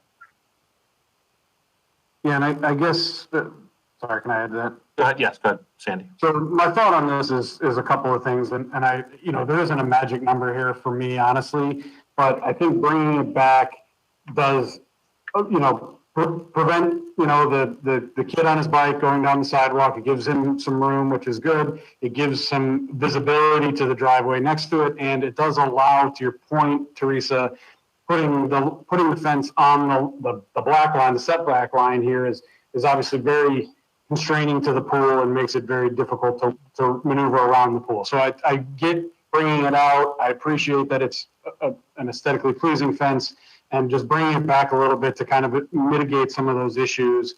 I could be amenable. Again, the 10 foot isn't a magic number to me. I think it is just giving some breathing room off the street, some visibility out of the driveway, and enough room to maneuver at the pool is all I'm trying to accomplish. Okay. Teresa, do you want to put a motion together? Do you have any thoughts first? Just the corner setback, how that language are we 10 feet into the property would be where the north line would start? And then is it 5 feet off of the west property line? Is that west? I don't have an arrow.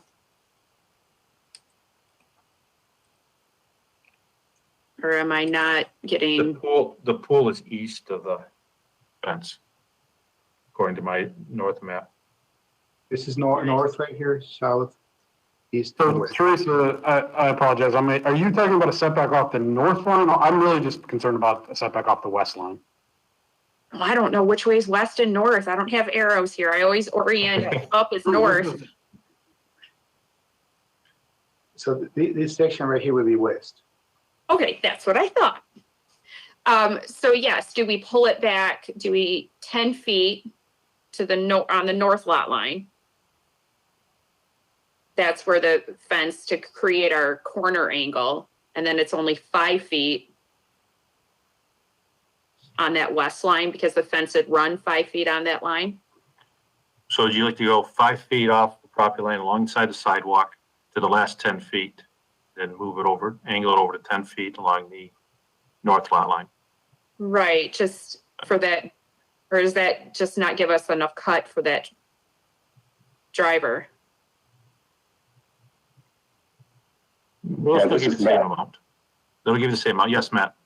I see where Teresa started going here, but I do have a concern on this driveway with us giving up enough on that triangle. So if we try to cut it short, unless that fence comes in sooner on an angle, but otherwise, closer in more than what we're looking at here. Because that's 40 feet setback that they're asking for now currently. The applicant's asking for from the property line in, correct? Yes. Yeah. So they would be losing 25% if we go to the 10 foot. But understandably, my concern is on the driveway and the sidewalk and the visibility from the north side. So what we've done in the past is if it's an obscured fence, we've gone 25 feet each direction. But since this is not obscured, we've gone 10 feet in each direction. Is that what you're thinking also, Teresa? So, a 10-foot triangle with a possibly 5 feet off of the property line? Right. Along the west property line? And you're calling the west property lines along the sidewalk? Yes, along the sidewalk. Okay. Just want to make sure. Okay.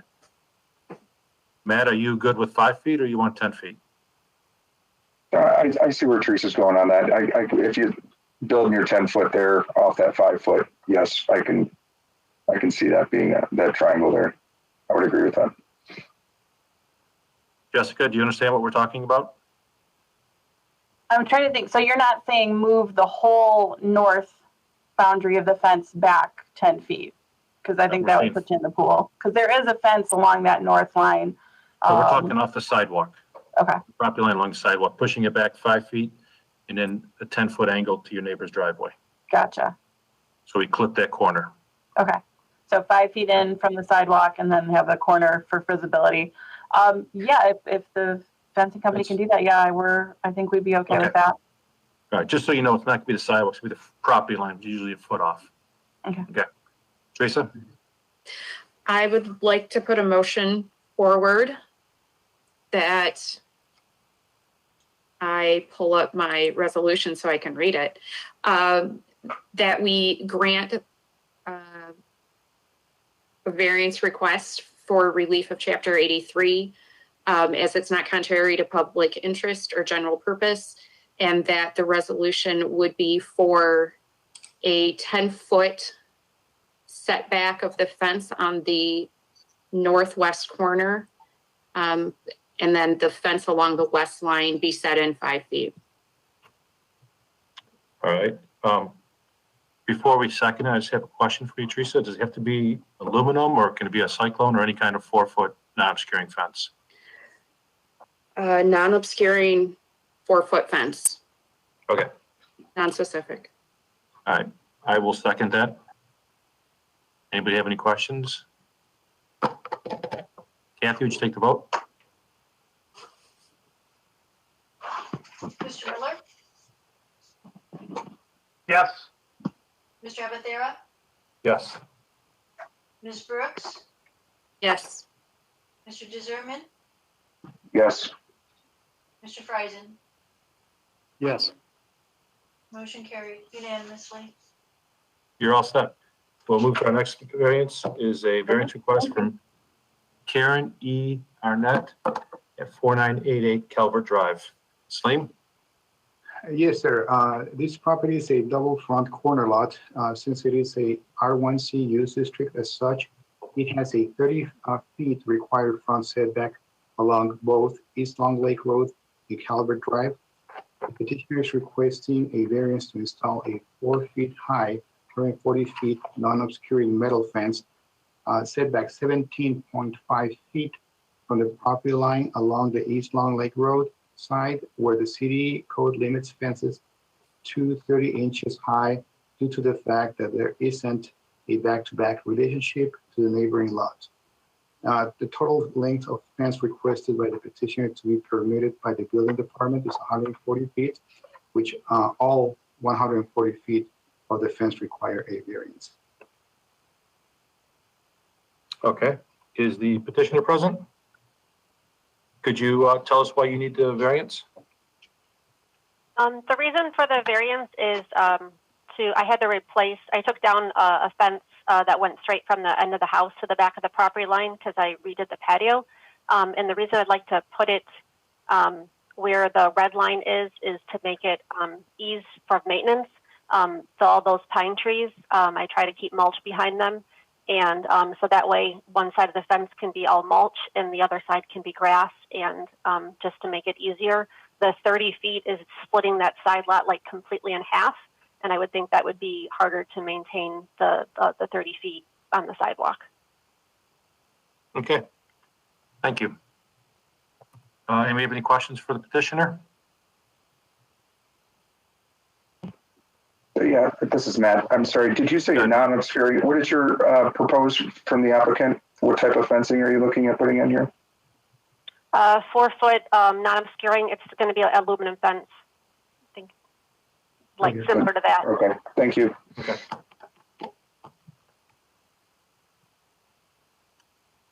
Anybody have any thoughts? Sandy? Yeah, generally, I'm not opposed to this. It's behind the tree line. It is obviously a busy section of Long Lake, and it's non-obscuring, a good-looking fence, et cetera. Generally, because of the popularity or the popularity of Long Lake there, I understand wanting to close off that side a little bit. Okay. I think it's reasonable. Teresa? You're fine too? Mark, did you raise your hand? Yeah, on page 113 of the agenda PDF, it shows a proposed fence and it says lake picture and it looks like an aluminum fence, not a chain link. So that's what's in the application. And I have no problem with it. This is Matt again. I got a question. Is there any utilities or anything on that easement or anything that we have to be concerned about off that sidewalk, or is there nothing on that plot? Utility lines or? Salim? No, there isn't. There's nothing to worry about when it comes to utilities. On that Thank area. you. Jackie, do we have any public comment? There are no public comments submitted for this case. Okay. Would someone like to put a motion together? I can do it for you, Gary. I would motion to approve the request, not contrary to the public interest or general purpose of the intent of the ordinance. I'll second that motion. Second. Kathy, you take the vote, please.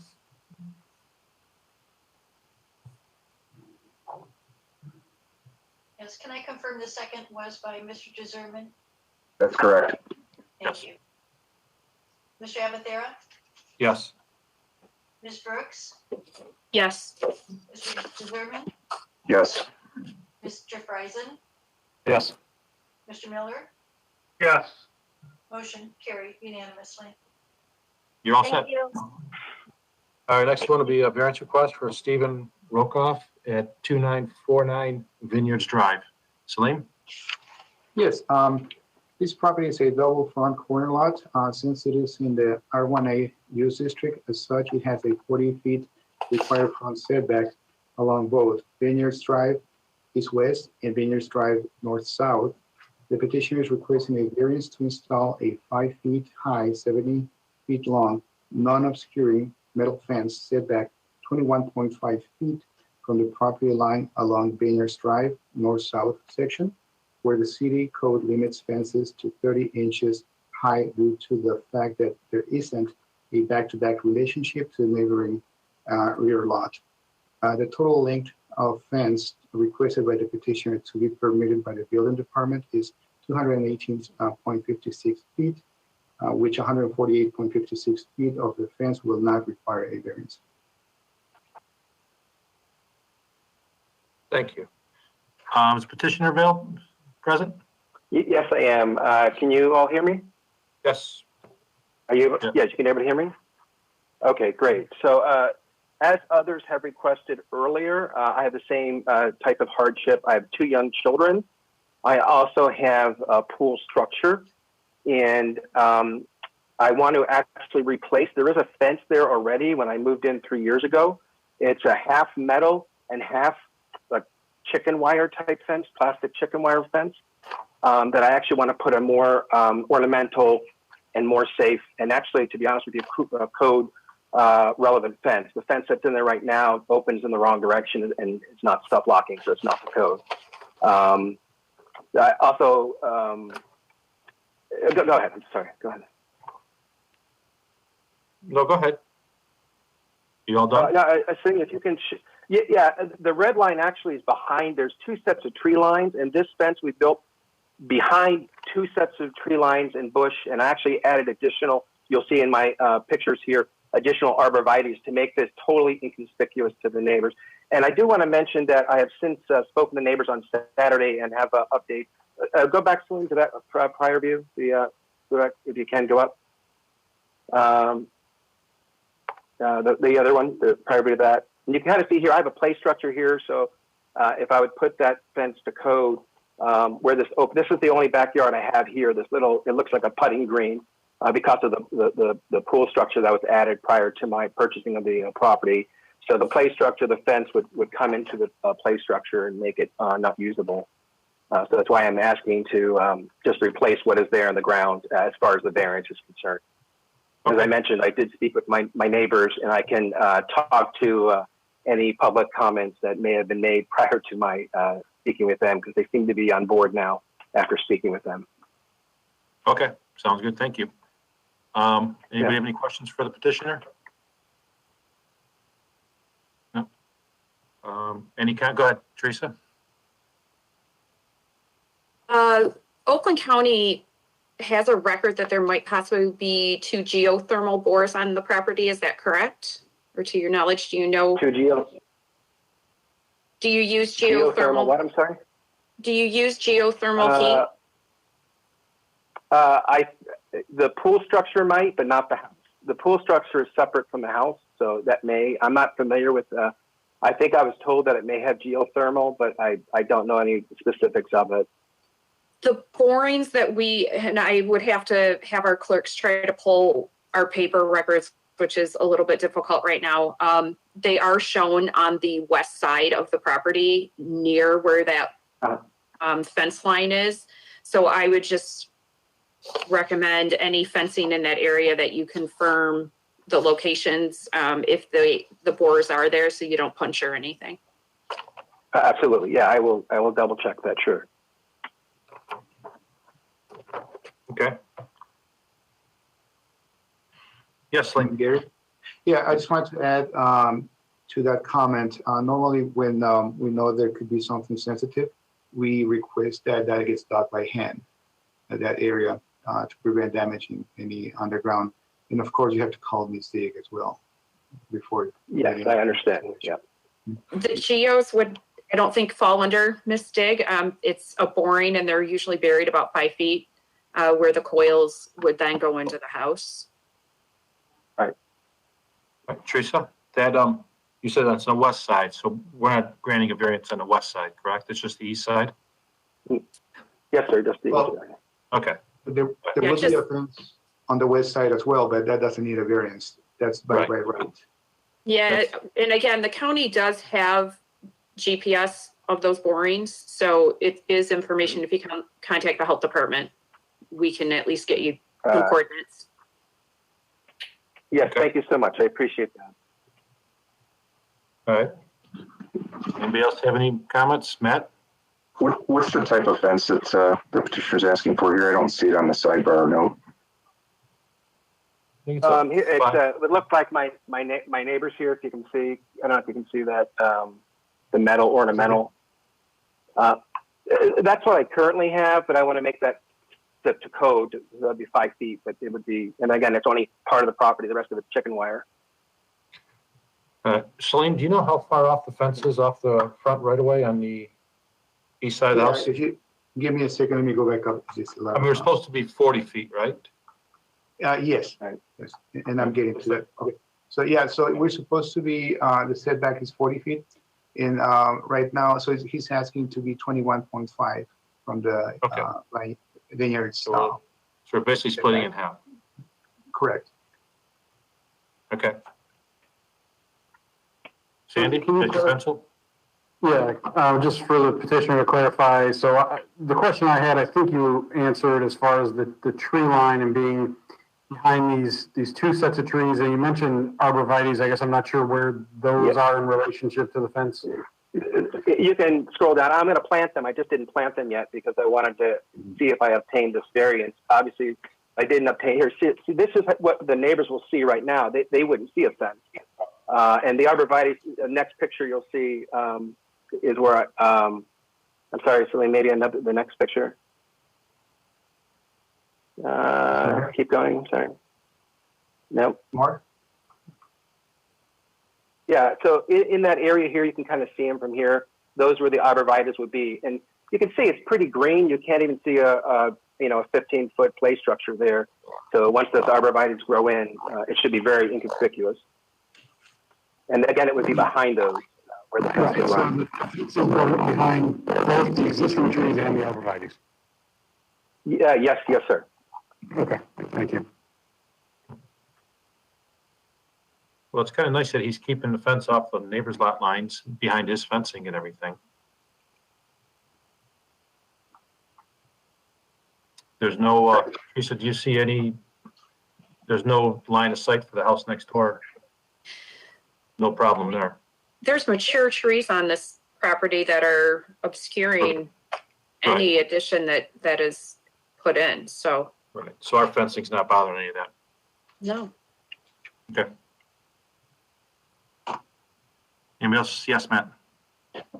This is a question for the petitioner. You going back to what you said, there is a current fence on the, I guess it would be is that the northeast corner then by the driveway? Yes, sir. There's it's a wrought iron fence, and then it goes into like a plastic chicken wire type fence.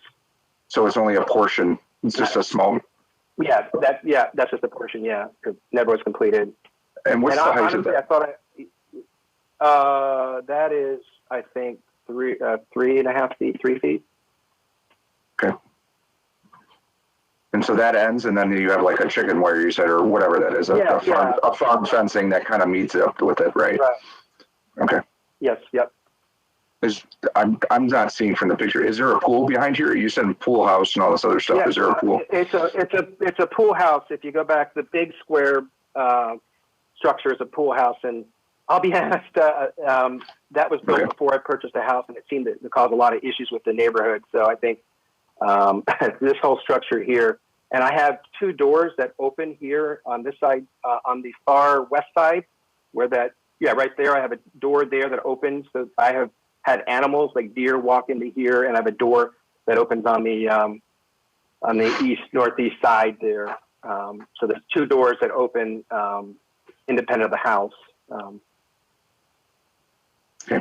And I would like to be able to use the pool in the summer with doors open. So therein lies my concerns for safety. Okay. I don't know, Jackie, did I ask you, is there any public comment? Yes, we do have comment. Okay. Okay.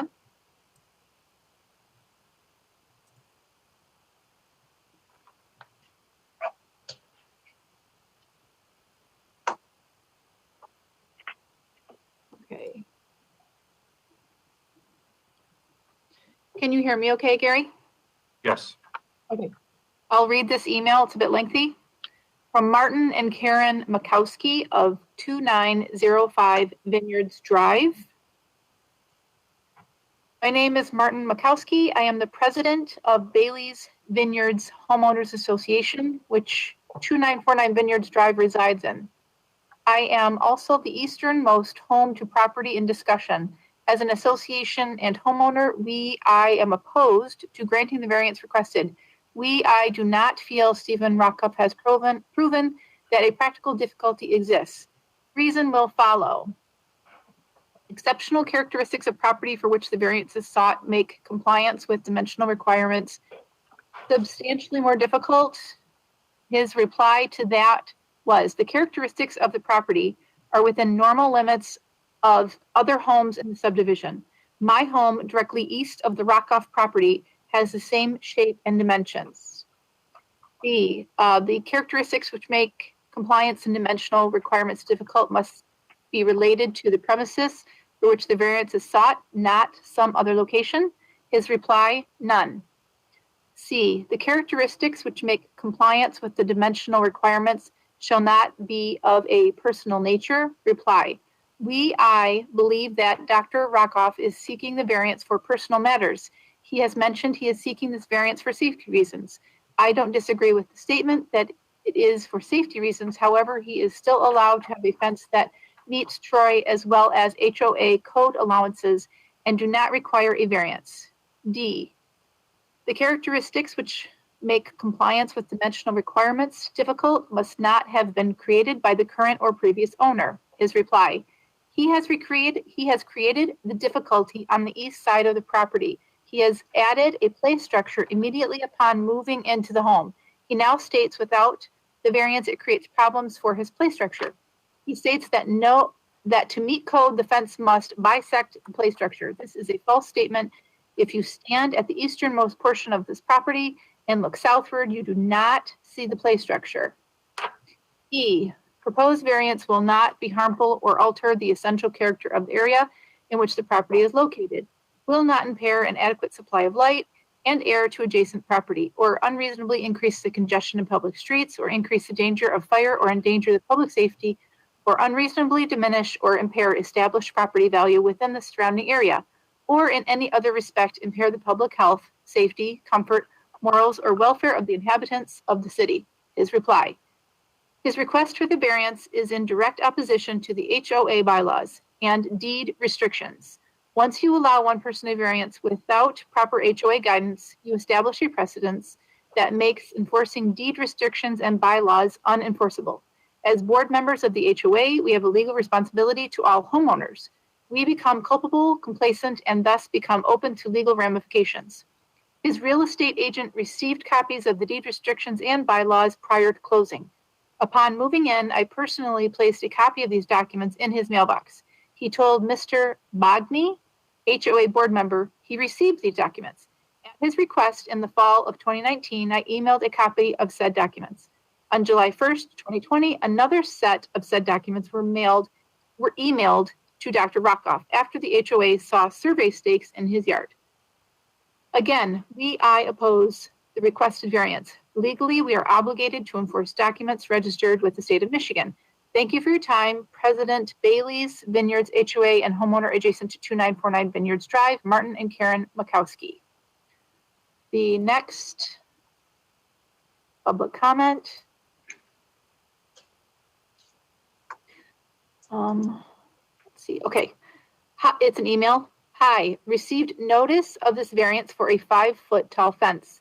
We are not in favor of this. Otherwise, it will detract from the view and value of surrounding property.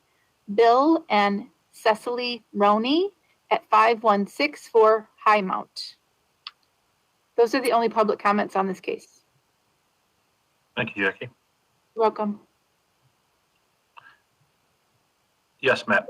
Can I ask a question, sir? Of the do I understand correctly that city and state law does supersede homeowners association law? I'm asking for a variance from the board here, not from the HOA, to meet Michigan Building Code 2015 regarding safety of pools and such. Do I have that understanding correct? Mr. Chair? Yes. First of all, I'm not the city attorney, but I have consulted the city attorney and their staff over this for years, and I also have worked in the municipal arena for well over 30 years. The petitioner statement is not true or what he was saying, and it's not that simple. The fact that the city does not enforce deed restrictions. It's not our obligation to. Okay, thank you. It's a private. Right. That's why I'm right. Yes, sir. Thank you. I understand that. Yeah, that's why I was seeking the variance to the board. Yes, first before I go to my HOA, because I have to know how to plan and build the fence before I can give them my plan. Go ahead, Mark. Can you continue? Let Mark continue, please. Well, sorry. That's pretty much it from a standpoint that we don't enforce them.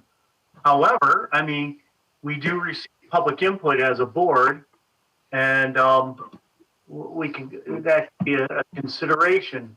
I also kind of have a comment on some of that public comment that was read, and I'm not sure where all of those standards they were quoting from. They sounded like zoning ordinance variance standards.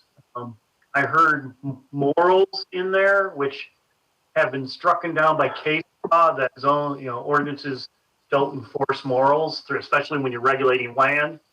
I just don't know where they're from. It's because I was looking at the standards, the standards which are in the beginning of our packet. Excuse me, let me get there. It is be denied for the following reasons. It's contrary to the public interest or general purpose and intent. After 85, it would adversely affect properties in the immediate vicinity of and that the petitioner has failed any hardship or practical difficulty. And then, then it goes on to say that reasonable use can be made without a variance. Public health and safety would not be negatively affected in absence of it. Well, it is a fence. You need a fence around a pool, so there is some public health with that. and that conforming to the ordinance is not unnecessarily burdensome. That's for us as to decide, and we're given that role, and that there is no evidence of hardship or practical difficulty. Well, we determine that there is a hardship or practical difficulty, and it's resulting from the unusual characteristics of the property. There's nothing unusual from size, shape, or configuration of the parcel that would make it unnecessarily burdensome.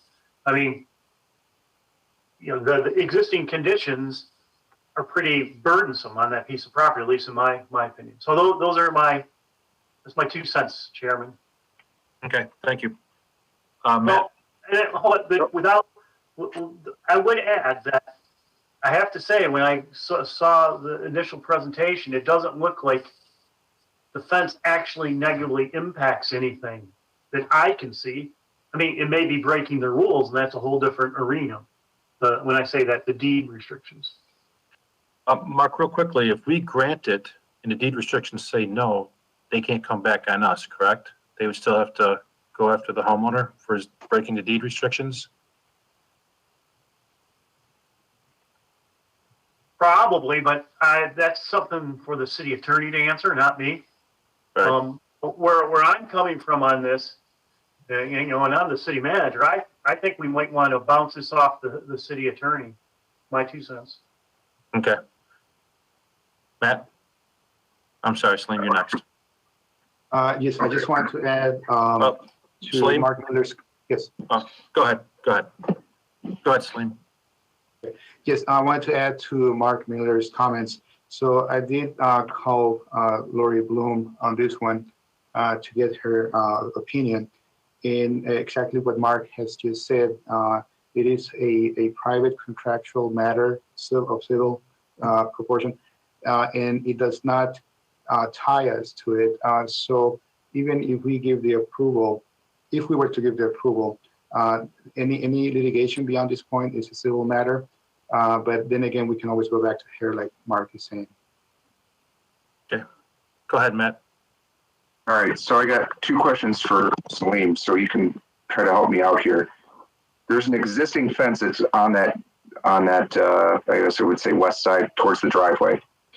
Does that fence, is that outside of where our setback limits are for that property line right now? No, it isn't. So what happens is that it's practically, it's curved, so it's hard to tell with precision, but it's not in violation of the code. Okay, and then looking back at where the fence designation that they're looking for, I see the property line that abuts the driveway. I guess that would be to the south. If I've got directions right here, I don't know. But I see the red line here, and I see the property line. Is there a setback off that back property line that we're not seeing here, or is that that's a question for you, Salim? Is the red line on the back side of the property? Yeah. So in this case, in fact, he's going into his own property. His property line is one of these 2 yellow lines, right? Right. So he's returning it before because of all these trees right here. They don't let him. So the variance isn't necessary for the setback off the property line on that side? No. Anything beyond the blue line, he doesn't need a variance. He can get the permit by right. So the variance is only being requested for the front area, which is here. And I also wanted to add that he's moving his fence inwards because he has a stone wall here that he cannot, and also a difficult land or topography. So that's why he's pushing it in to allow him to have a fence. So he's giving away some of this land as view to the other side. Okay, thank you. I wanted that clarification put on record. Thank you. You're welcome. Sandy, do you have something?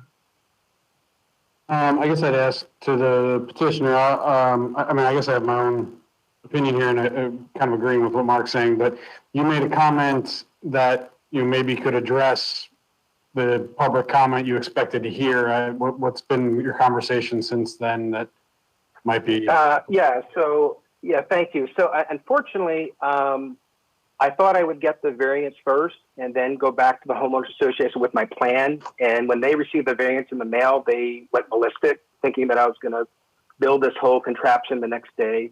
And so what happened was on Saturday, I had a great conversation with my neighbor on the far west property there, and the neighbors here on the south, and they were all in agreement. They were supportive. We even made some concessions of me putting up some greenery and to make sure that, again, and sharing, because we share some of the trees and such, so we would make sure that it's very, very, my goal is to be very inconspicuous. I want to see trees. I want my neighbors to see trees.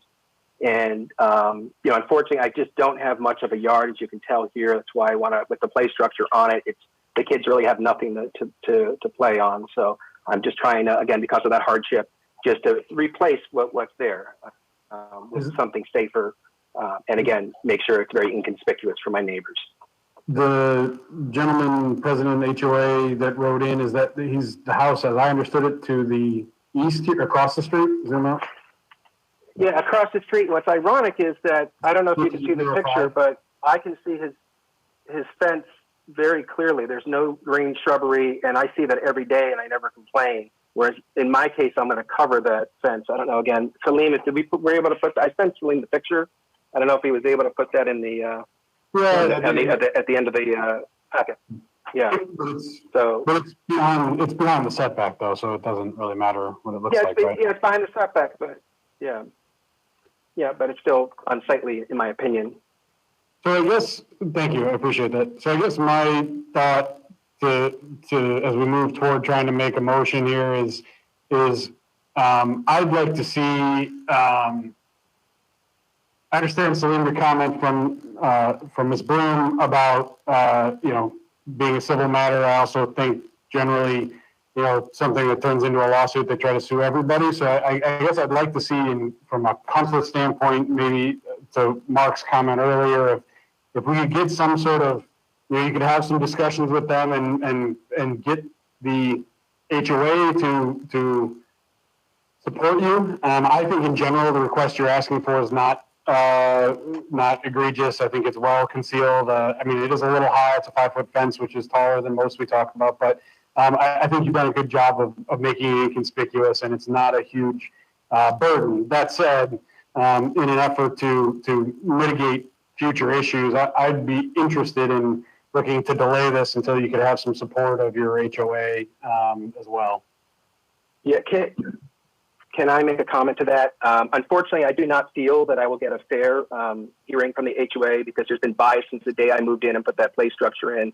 I have an attorney. If you want, I am willing to sign a legal document absolving this committee and the city from any such lawsuit.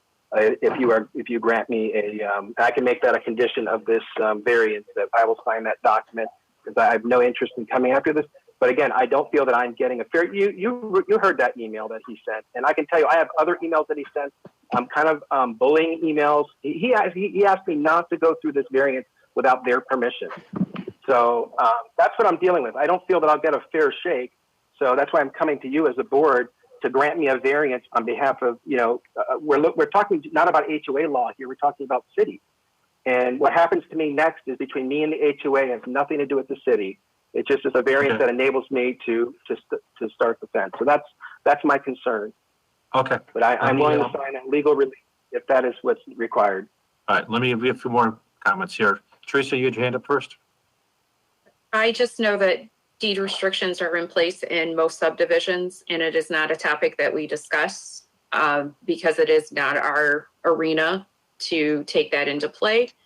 And so on most of these, we could have an issue if we looked hard enough. Okay. Mark, you are next. We pushed ourselves hard to do our job. We see that there's only a real small area that's seeking the variance. It's like up against the driveway and then going south, it creates a little rectangle. Correct, Salim? Correct. Yeah, it's only 20 feet or so. Mm-hmm.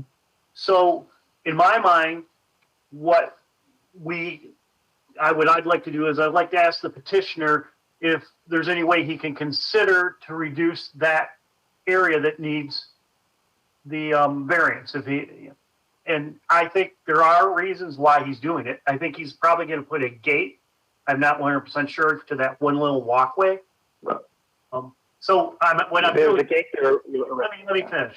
Just what I'm asking is that I want us to consider if a reduction is feasible or not. That's all. Okay. Yeah. Matt, hold on.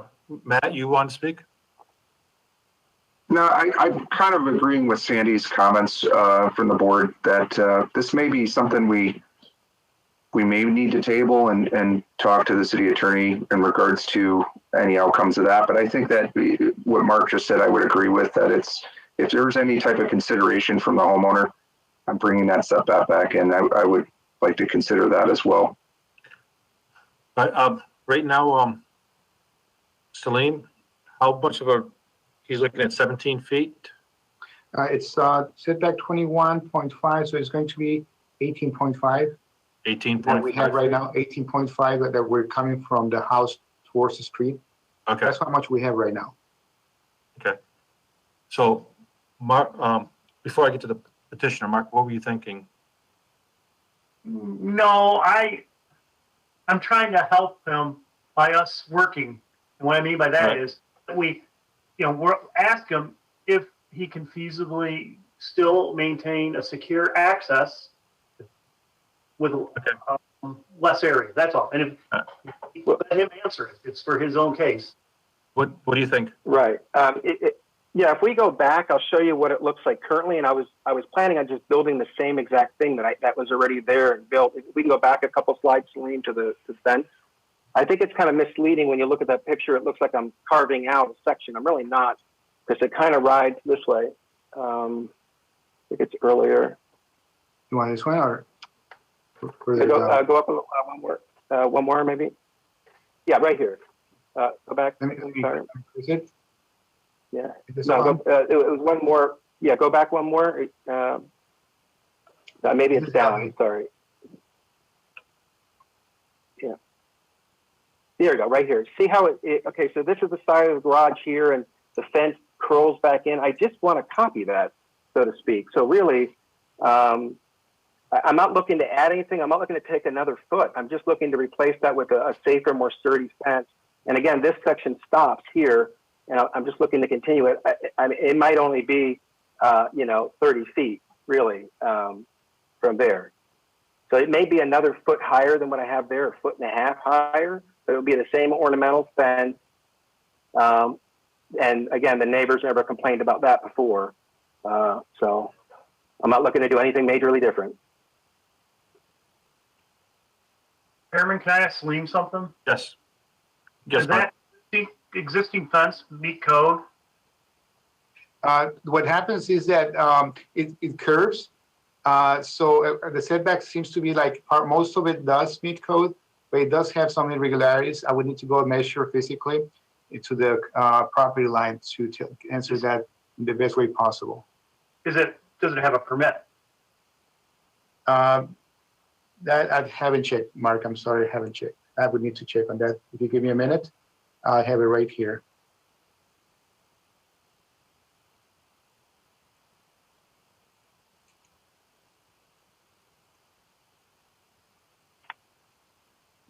No, it doesn't show a permit, but it could have been an older permit as well.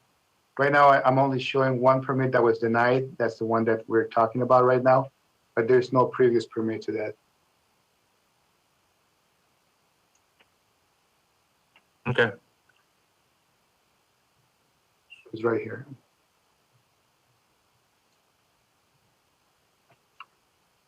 So Sandy, if I'm not mistaken, you think you should table it to talk to the attorney?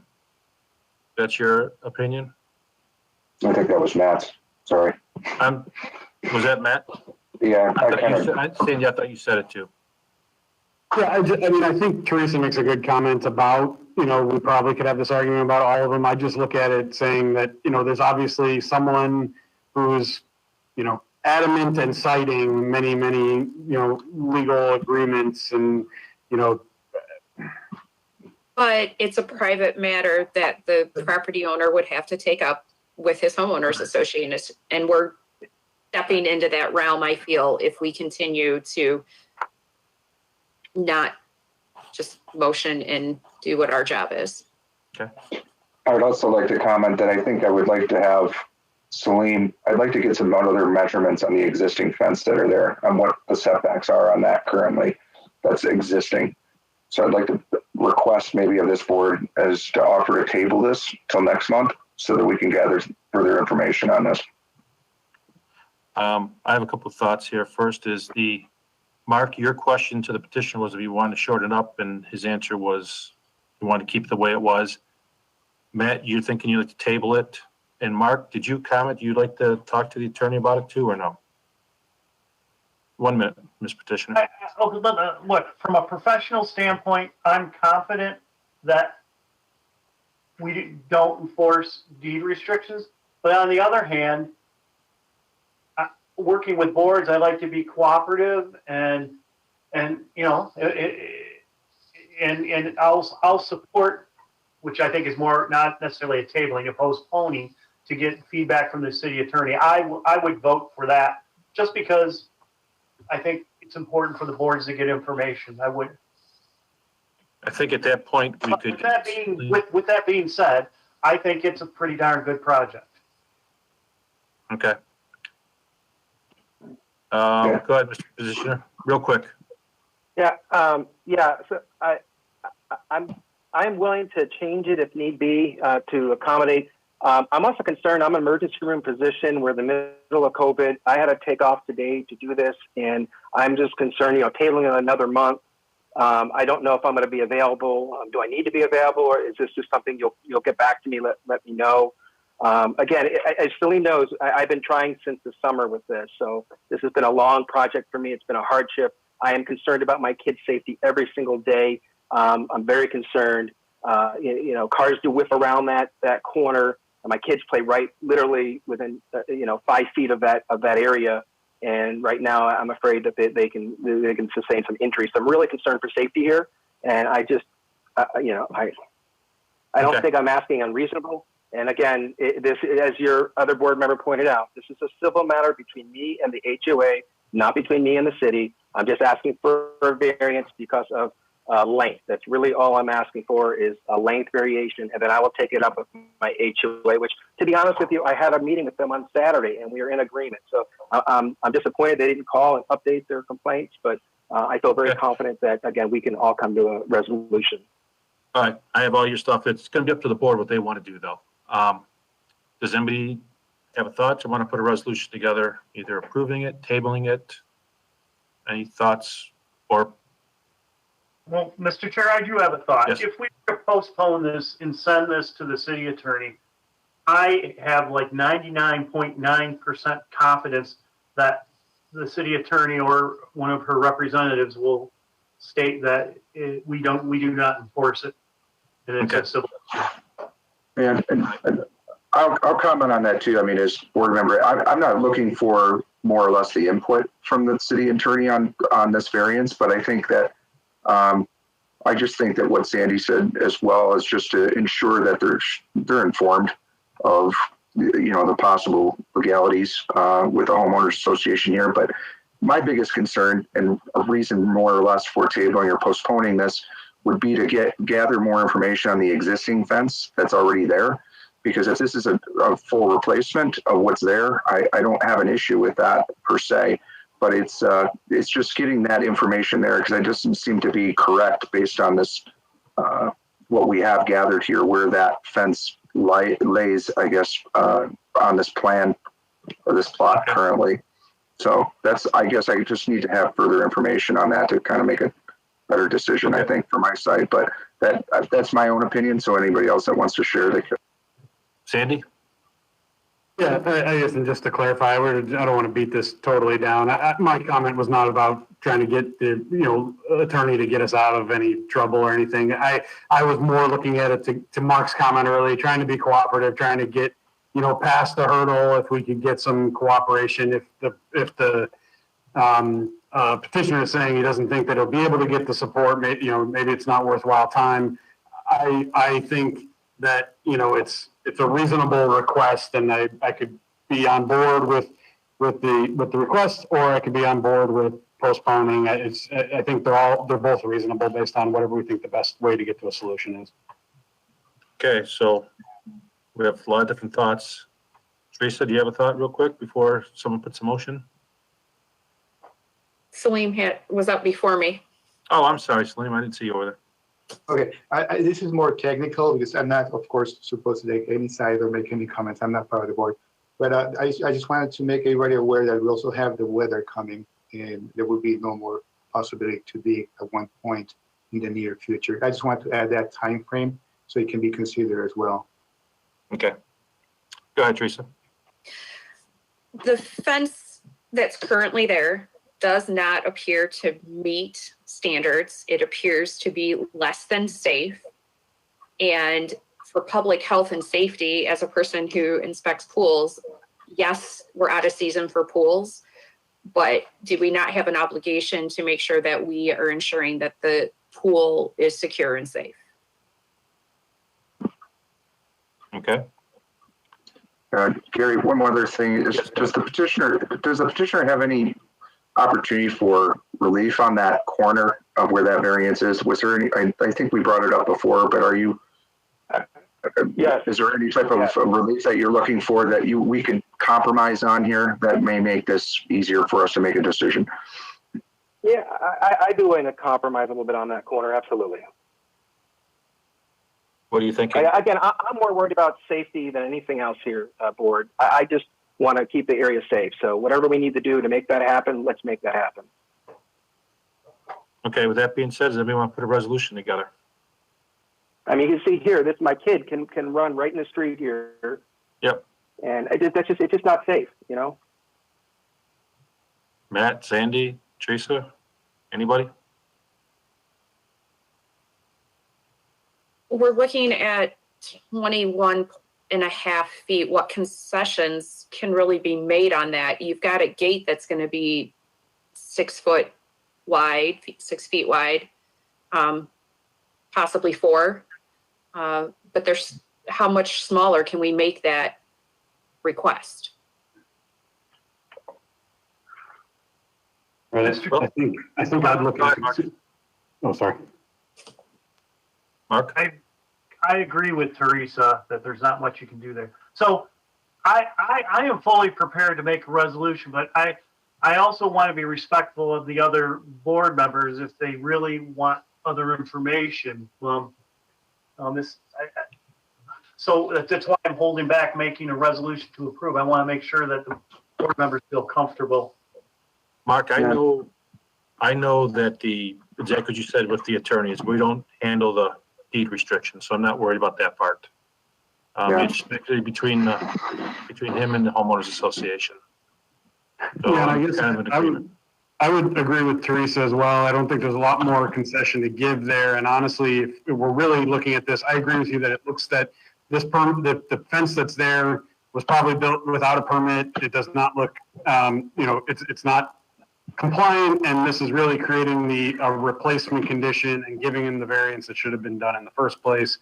I think, Mark, I think the resolution I think you're going to make is reasonable. So, Teresa? Again, public health and safety is not something to be taken lightly, and I think it gives us due cause to make a motion. In addition to the fact that aesthetically he has mature trees on this property, we're always saying let's add some greenery. He has that already established in place, and it is a minimal request at the 20-some feet. Yeah, the other thing I'd say, Teresa, to the health and safety portion, right? The comment of health and safety came out in that the pool, and this is Mr. Petitioner, I'm just reading from your original statement, right, was based on heat, humidity, having to leave the doors open and creating an access to a pool, right? Well, the condition we're at in the season right now, that's not a condition that's of issue right now. There's no reason that those doors need to be left open. So I don't think we have an immediate safety concern. That doesn't change my thought. Actually, we do. Hold on, we're still with the board talking. Yeah. Go ahead, Sandy. Okay. That was it. I'm just trying to clarify that statement. It doesn't change my opinion that it's a reasonable expectation. Okay. Yeah, I do want to clarify. I did find out from a safety and a legal audit that the doors that are on that pool right now are not the code. They are not self-locking. They are not self-closing, and they open in the wrong direction. So this is something I just literally found out probably a week ago. So that is another reason why I really want to make sure I get this fence, because I am at a huge liability because of the way that pool structure is built. And to actually rebuild and reconfigure those doors would be a tremendous expense to me. The fence is the much more the safe and the more reasonable thing to do. So, and besides which, I do use that pool in the wintertime, and it does get pretty humid in the wintertime too. Okay, thank you. Anybody want to put a motion forward one way or the other? Mr. Chair, I'm resolved to grant the variance request for the following reasons. That one, it's not contrary to public interest of the general purpose and intent of Chapter 85 or 83. Variance does not adversely affect properties in the immediate vicinity of the proposed fence. And 30, the petitioner does have a hardship or practical difficulty from the unusual characteristics of the property. And in those, there's a lot of heavy growth. Most of the property is built upon. And I would also state that the property needs proper securing for safety reasons. Okay. Do we have a second? I will second. Kathy, we take the vote, please? Ms. Brooks, Yes. Mr. Deserman, Yes. Mr. Freisen, Yes. Mr. Miller, Yes. Mr. Apatera. Yes. Motion You're all carries. set. Good luck with the homeowners association. Yeah, thank you. Thank you all. Have a good night. Okay, we go to our next one. Gary, Yes. can I have just a moment to turn my lights on? The ones that you turned off earlier? No, take the post-it back off the camera. See, someone I just need to step away for a quick second to turn these lights on. I can't read my notes anymore. Go ahead. Board and Mr. Chair, if it pleases you and the next petitioner, Mr. Sawyers and I would it be possible to have our variance considerations at the same time, and the next petitioner, Pavlovsky, could go next, if that's okay with the chair and the board? Hold on, let me check. Is there any problem with letting I skip and go to J? Salim? No, there shouldn't be a problem. I might just get to it. So it's gonna be Renshaw, right? 27. Yes. Renshaw. Yes. Mark, I have a question I have for no you. problem. You have no problem? Mark? Yes. Can you do two variances at the same time? You know, We would have to have, we can do two separate actions. Now, they're votes, but they can talk the same? They'll just be together at the same time but we can't approve them together. Okay. They have to be two separate resolutions. Shared discussion, separate motions. Okay. All right, we're gonna go to J, the variance request for Catherine Pawlowski at 2718 Renshaw Drive. Okay. Great, so Salim, will you tell us about it? Sure.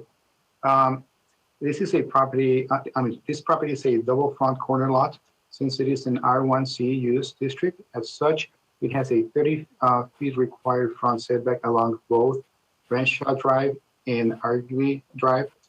The petitioner is requesting a variance to install a 4 feet high, 150 feet non-obscuring aluminum fence, setback 1 foot from the property line along the Argui Drive side where the city code limits fences to 30 inches high due to the fact that there isn't a back-to-back relationship to the neighboring lots. The total length of the fence requested by the petitioner to be permitted by the building department is 233 feet, which 83 feet of the fence do not require a fence. Thank you. Is the petitioner available? Hi. Go ahead. Would you like to tell us the reason why you need your variance? Sure. So that's that's not a picture of, is that? Oh, there we go. Oh, yeah, sorry. So yes, at our house right now, our backyard is not very deep. So the majority of our like usable land is the side lot. I have a 1.5-year-old and a 5-year-old and a 100-pound golden doodle that we would like to keep confined to a safe play space that's large enough for them to play on. And Argyle and Renshaw are both two pretty busy roads as they're right off of DeQuinder and Long Lake, respectively. And well, because the sidewalk kind of comes at a diagonal too, so it is, you know, if we were to try to stay, let's say like 30 feet back from the sidewalk, we would lose that entire area for play space, and it would come closer and closer to the house because of the curve of the sidewalk. So we would really have almost no play area at all by the end because the backyard is so shallow. So we were hoping to be able to get a variance to enclose that entire space just for safety reasons. Like my neighbors can attest, I'm like running after my son into the street like all day long. So, Okay. And I'd also like to keep the dog confined, obviously, as well. Okay, thank you. Anybody on the board have a question for the petitioner? If not, let's, Teresa, you go first. Where the tree along the curved road, is that proposed to be in the? It would be within the fence. Thank you. Yeah. Sorry to see it's very bushy right there. Yeah. How far off the sidewalk would you say that tree is? If I had to guess, probably like 7 or 8 feet back.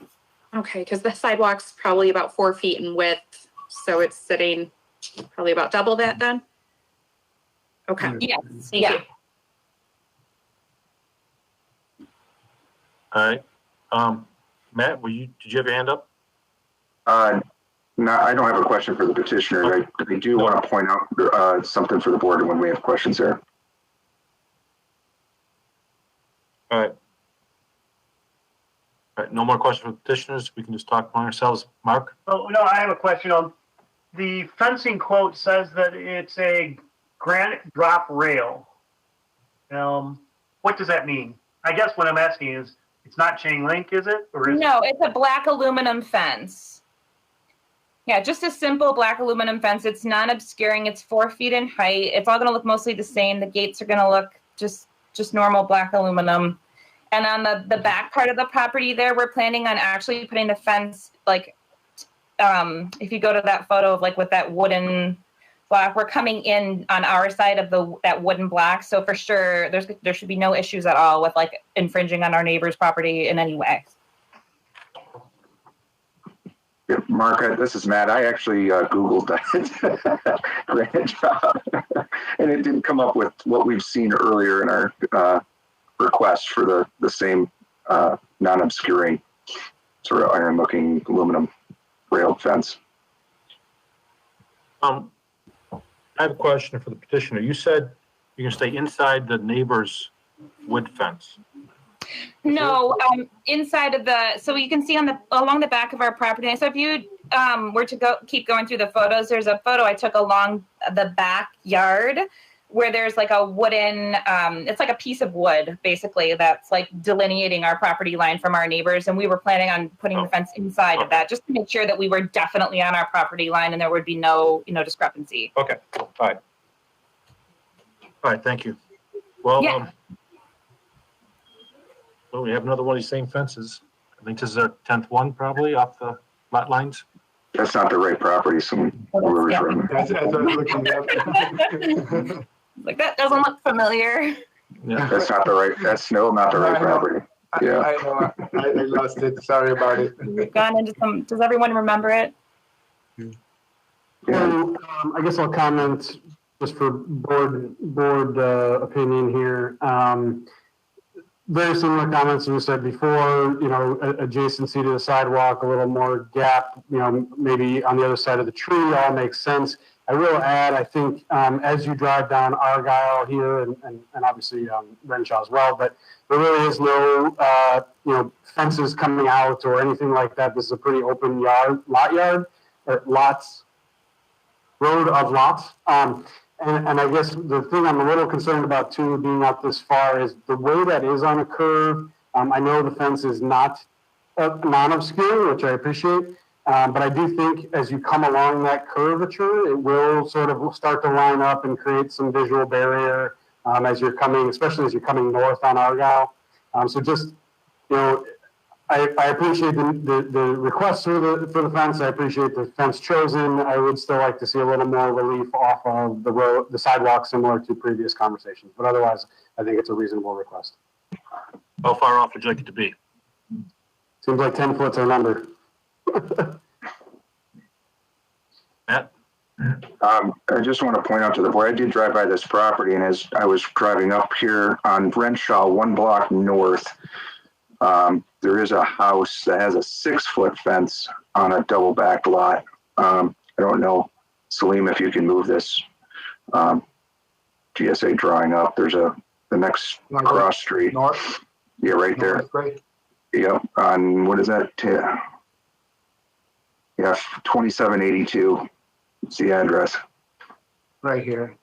Yeah, and you can almost see the fence that it actually comes off the driveway at an angle, and then it actually butts there. But a little different lot curvature and everything to the streets and so forth. But I just want to point out to the board that, you know, upon looking at this property, I did notice that. So I'm just pointing it out to the rest of the board members here. But okay. But this street does have a different curve to it, as well as what Sandy was saying. So, Teresa?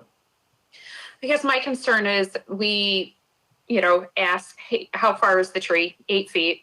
None of us went and have a solid measurement. If we say 10 and the trees in, you know, in the way, then they have to go 11. If we say 5, they can navigate to 10 if they need to. But 10 locks them into a minimum of 10, and it could end up being more. I agree with you there, Teresa. Good comment. I would also agree. Like I said, again, it's just trying to create a little bit of relief there. It's not a magic number. Okay. The petitioner, you have a problem with us going to 5 feet? Well, I just wanted to point out too that there is some landscaping in the back. That there's like multiple, it's like large bushes and trees that are set back, you know, about that distance from the road. So if you come back to another shot of the curve around, like if you keep going to a different photo, or like keep going further down, you'll see. I'm just worried about the fence. Like if we were to make it 5 feet back, so if you keep going up to the backyard. Some more to the left, you can sort of see it, the beginnings of it. So so that's the tree. And if you look back even further than that, there's a row of like landscaped, like large bushes. And then it makes like a corner, the bushes do. And I'm afraid that like, if it's 5 feet back, it's going to be in the middle of all of that. And that's going to create a whole nother. Okay. Well, we could go 12 feet back and then we could. There's the, okay. So that's, see this here. So that's the. Mm-hmm. Okay. So if we, you know, and if we went 12 feet back again, because of the sidewalk curbing, I'm just nervous about losing all of, like, we're basically going to be like having a dog run in the backyard. I just want to make sure there's enough space, you know, for the kids to play. Right. Well, I'm saying we went 12 feet back, we could probably miss all that brush, or we can go 5 feet and you can make it go through there. Okay. All right. I mean, it's up to the board to decide, but as long as you're okay with 5 feet. Oh yeah, I just wanted to point out the other obstacle that was there as well. Yeah, thank you. Yeah, 5 feet is a minimum, so you could bring it. Oh, in. sure. Yeah. Sandy, did you? No. No, Teresa, you're good with 5 feet, Teresa? I think 5 feet allows for accommodations, whether they shorten it at that corner, maybe to keep the foliage on the outside, making sure that the tree falls on the inside. 5 leaves room for options. Okay. this is a request for a 4 foot, right? 4 foot tall? Yeah. Okay, thank you. Anybody want to put a motion together? Sandy, Harry, did you did say you yes? ask me? Gary, did you ask if there's public comment on Oh, this case? I'm sorry, I didn't, Jackie. There I is gotta read no down here, public. I forgot. Okay, so for the record, there is no public comment submitted for this case. Okay, thank you. Teresa? No? I would like to put a motion forward to approve the requested appeal. It is not contrary to Chapter 83. There is not a negative impact to the surrounding properties, and there is a need for the property owner for the appeal. Anybody want to second that? Second. Mark seconded. Kathy, you want to take the vote? Oh, hold on, can we comment on? Who said that? Oh, Andy, your motion does not include a 5-foot setback. and it was supposed to. Ooh, good call. All right. It's already been seconded. Do we have to vote on that, or how do we? Can I just do the same thing we did earlier, make a motion to amend that motion? Yes, yes. I'll make a motion to approve the motion by Ms. Brooks with the amendment of a 5-foot setback off of the right-of-way. Second. Second. Okay. Kathy, could you take the vote, please? This is on the amendment, correct? This is the amendment, yes. Okay. Mr. Abathera, Yes. Ms. Brooks, Yes.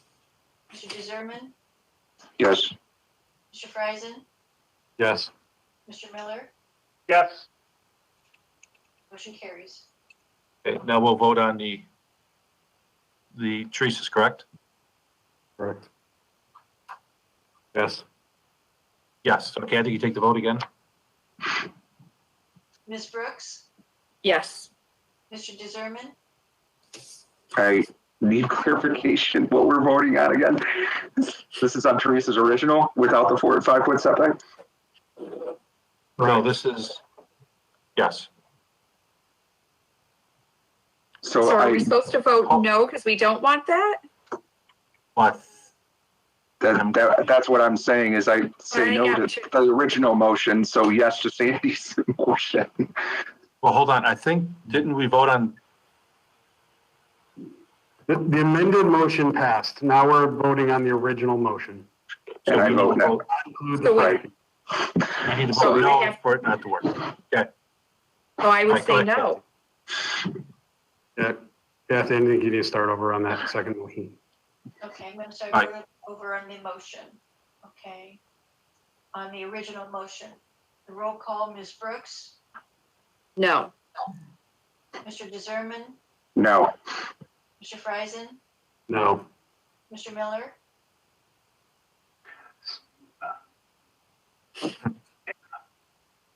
I think we're doing this wrong. I think so too. We amended the motion, the original motion, which included, because the original motion included Included it. So requests. So, no, okay.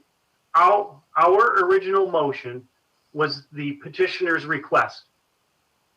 There was a Right. second motion which was approved, which amended the first motion. So we should be voting yes on it to approve it, Because it'll be 5 feet back then.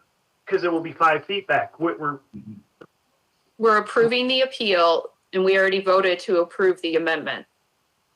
Correct, the amendment, yep. So we're voting on the appeal request, which includes a 5-foot setback.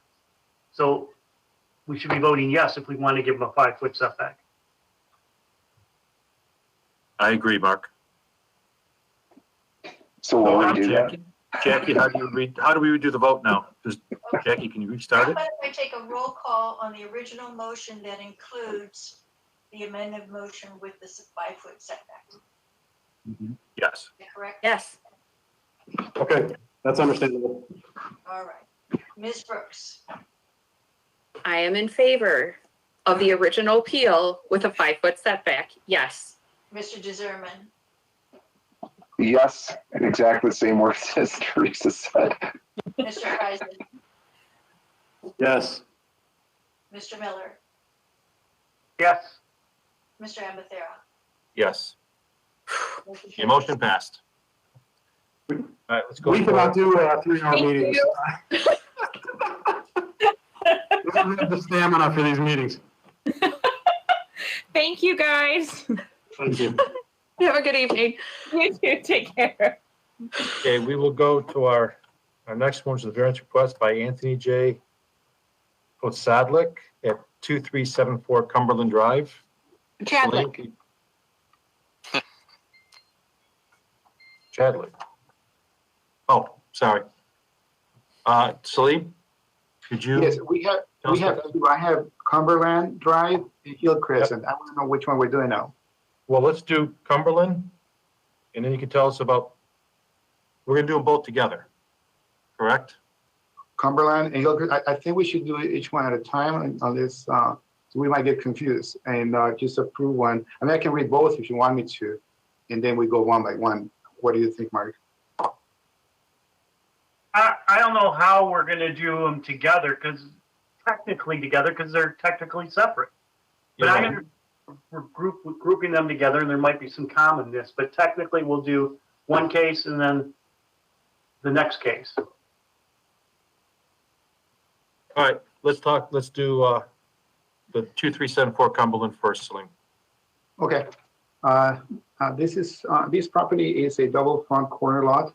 Since it is in the R1C use district, as such, it has 30 feet required front setback along both Cumberland Drive and Greensboro Drive. The petitioner is requesting a variance to install a 6 feet high, 112 feet long vinyl privacy fence, setback 5 feet from the property line along the Greensboro Drive side where the city code limits fences to 48 inches high due to the back-to-back relationship of the neighboring lot. The total length of the fence requested by the petitioner to be permitted by the building department is 231 feet, which 119 feet of the fence do not require a variance. Okay, is the petitioner present?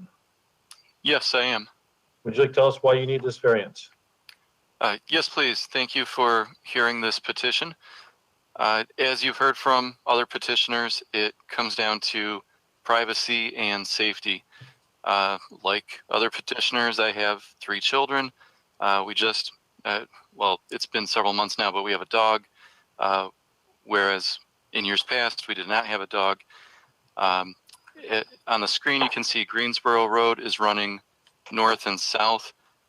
There's a great deal of walking activity along the sidewalk on Greensboro. So a 4-foot fence would not afford us any privacy in the backyard, whereas a 6-foot fence would, as well as contain the dog. As of now, there's no fence on any side. We had a great deal of greenery between my house and Mr. Sawyer's house, which is on the bottom side, the south shared property line. That greenery obscured the view for people walking north and south. But now with, again, with the dog, it does not, the greenery did not provide any safety at all. And it's, I know from this top view, it looks like it's very, almost wood-like, but along the sidewalk there's really nothing to obscure the view. And I know there's another picture. Yeah, there's from the front. And then from the side, we can see there's nothing to obscure the view. Yeah, from there. So I have a play structure in the back for the kids, trampoline for the kids, and then we recently bought a dog. So very similar to everyone else, privacy and safety. Okay, thank you. I have a question for you first. Is you and your neighbor are going to share the back of the property line then, correct? That's correct, yes. Okay, that's why you want to do them together? Exactly. Follow the same distance off the sidewalk. Okay. Yes, yes. So we'll share the rear fence and then extend where it goes from east to west and comes up to the sidewalk that runs north-south on Greensboro. We would then extend it north and south to the driveways. Okay. Does anybody have any questions for the petitioner? So I'll comment and get opinion here. So your, as you state, your reasoning is the same as previous petitioners, but I will say that your request is significantly different. So we've generally been looking at 4-foot non-obscuring decorative fences. You're talking about a 6-foot obscuring fence, decorative or not, which also has adjacencies to driveways on both sides. So to me, I should limit it to this conversation, to driveway on the north side of this fence. So I appreciate the want to enclose the backyard. I understand the safety and the enclosure of the dog, but if this was a 4-foot non-obscuring aluminum picket, I'd probably give the same sort of status of, we should back off the sidewalk a little bit and you'd be good. But a 6-foot high obscuring fence is a much different animal in this neighborhood. There is no kind of precedent that I saw for this kind of intrusion into the public way, or visual way, and it's much more aggressive than previous petitioners. May I comment? Go ahead. Thank you. The previous petitioner, when we were looking at the overhead map, we went a little bit north and east. I think it was 2782, and that had a 6-foot fence. Not as long from what I could tell from the overhead view, but that was a corner lot that did have a 6-foot fence as well. So I don't believe it's entirely unique to the neighborhood. Yeah, so from this view, it would be more north and east, closer to Long Lake and to Quinder. But that's just one example that we saw earlier on the call. That's why I mentioned it. And I won't belabor it, but just quickly, that lot also had a pool and maneuvering around the pool and a smaller lot, it appeared. So again, one exception, not to make the rule, but certainly. Okay. And to point out, we didn't want to go, we're not making it look like a compound where it would go past the driveway into the front area.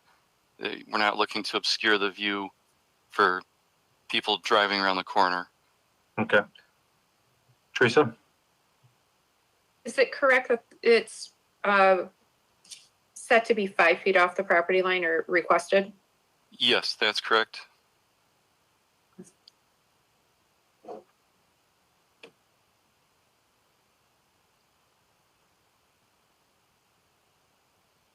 Well, I do know, looking at that, Teresa, that his driveway's going, I should ask petitions, going right up against your driveway then, fence?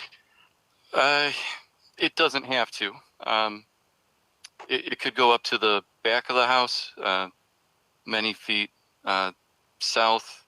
I'm not sure how to, I don't think I can draw on the, yeah, right there. Thank you. Whoever's moving the hand. That would be acceptable as well. Okay.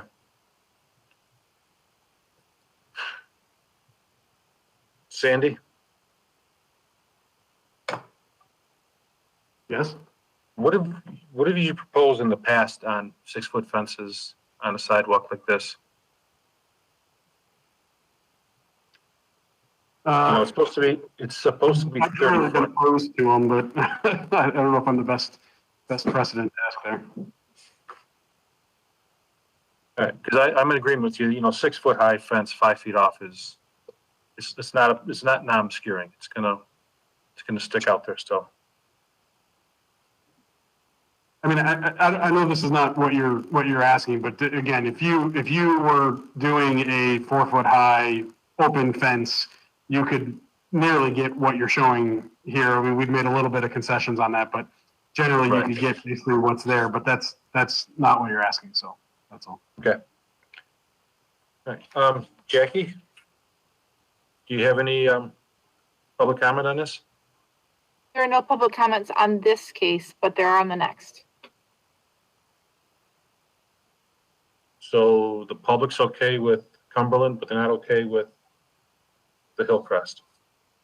I'm not saying that they're not okay. Or they're okay. There's just public comments on Just that. that there's one public comment that was a voicemail from the next one. I mentioned that only because they're kind of tied together. So. Right.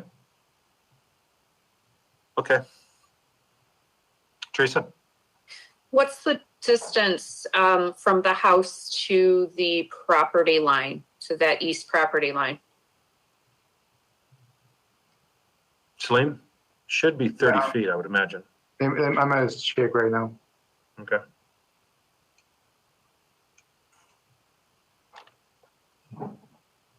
Oh, from the property, oh, it's right here on the, it's the setback. You're talking about 30 feet setback. Yeah. Oh, okay. Yep. Okay, 30 feet. Mhm. So if he were to put a gate in and then start if we do a 25 corner, there'd be enough room for a gate and then to do the cut?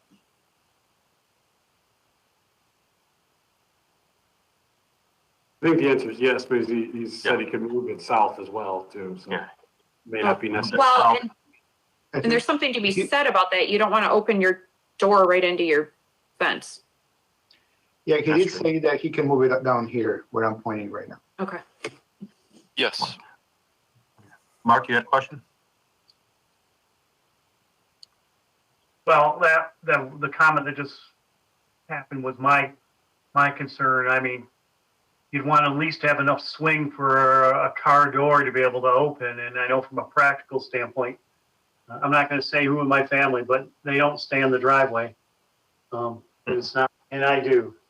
And the other thing is, I'm just not a big fan of the wall effect of a fence. I'm just not. There are some communities, you can go to, especially along major thoroughfares, and it kind of creates a wall effect. I'm just not a fan of it. Okay. Matt, were you there? Not really much comment. I think Sandy's really touched on where I'm feeling on this. I think I can understand for the requester the privacy. I understand that. But I think that the safety is a factor here for the public. Using the sidewalk or coming around that turn of Cumberland to Greensboro, it being with a 6 foot high. So that's my comments. Okay. Permission to comment, please? In a minute. I'm kind of feeling that if the fence started at that back of the house there, Salim, you show your little cursor there? Down Back of the way house about there? right here? Yeah. And I'm just trying to figure what distance, at 30 feet, he doesn't need a variance. If we gave him a 15-foot off the front side property line and a few bushes, does that clean it up? Does that make your wall effect look a little better, Mark? Yes, it does. It helps. Yep. Okay. Sandy?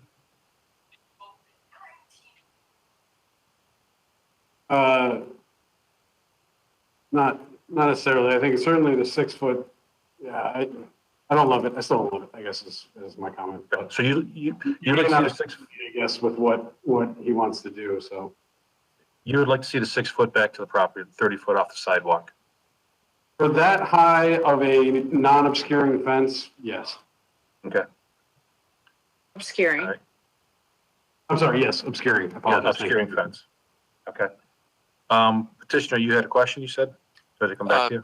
A comment, please. Yep. If you don't mind moving down to the side picture, as well as the front.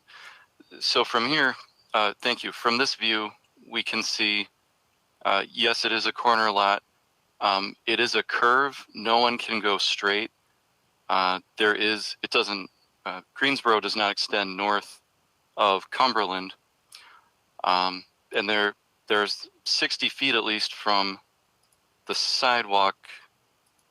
Forgive me, I'm clicking back through one of my diagrams. For me, as I was measuring it from the road at least to the driveway, that's 60 feet. And then if we went to the next picture, to give an idea, this was more a focus of where the fence would be.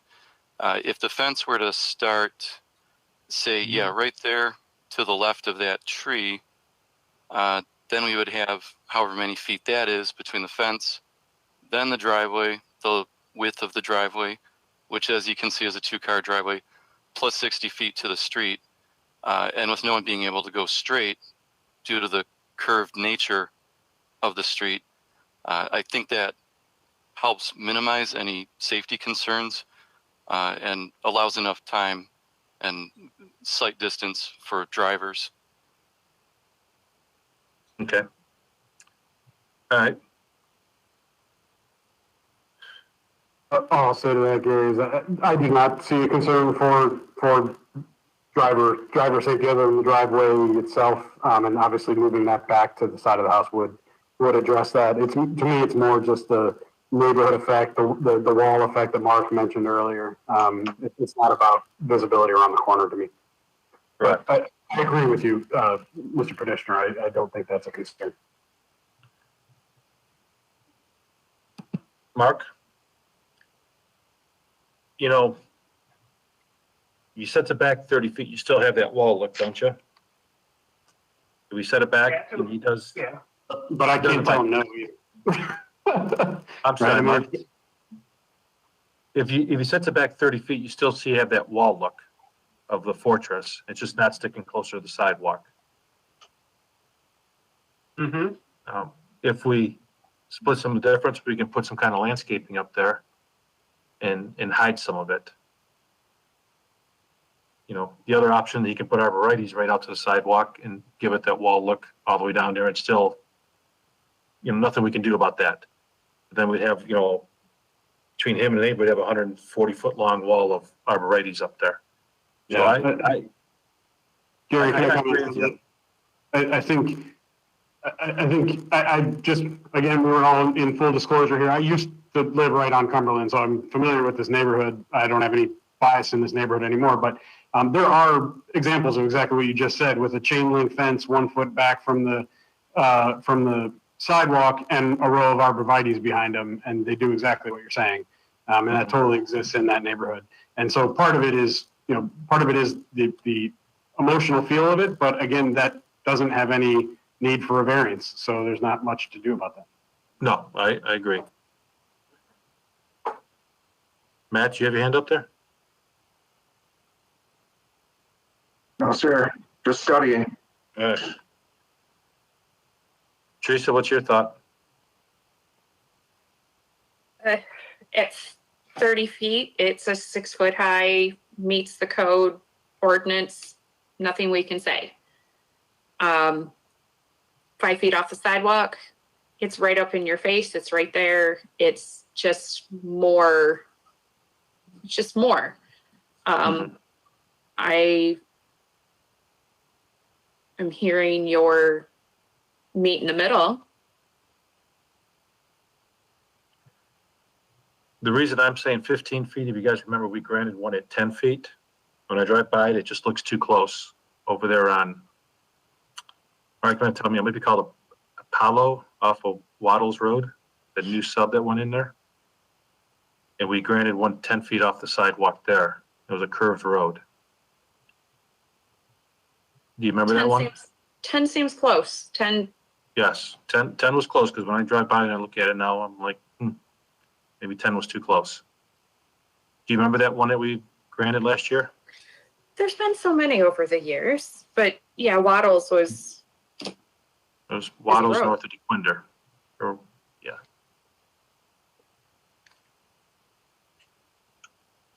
Mr. Chair. Anybody have? Yes.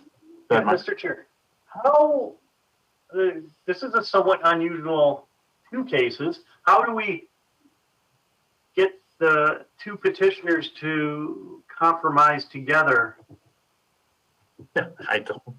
You know, it's not that I'm trying to finish the meeting, but it might be prudent for the two petitioners to talk and come back to us.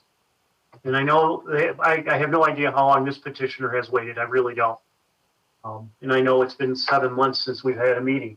But, you know, whatever's done, I think we would support them working together, because nothing's worse is than when you have a bunch of different types of fences. Just throwing it out there, because I really want them to coordinate.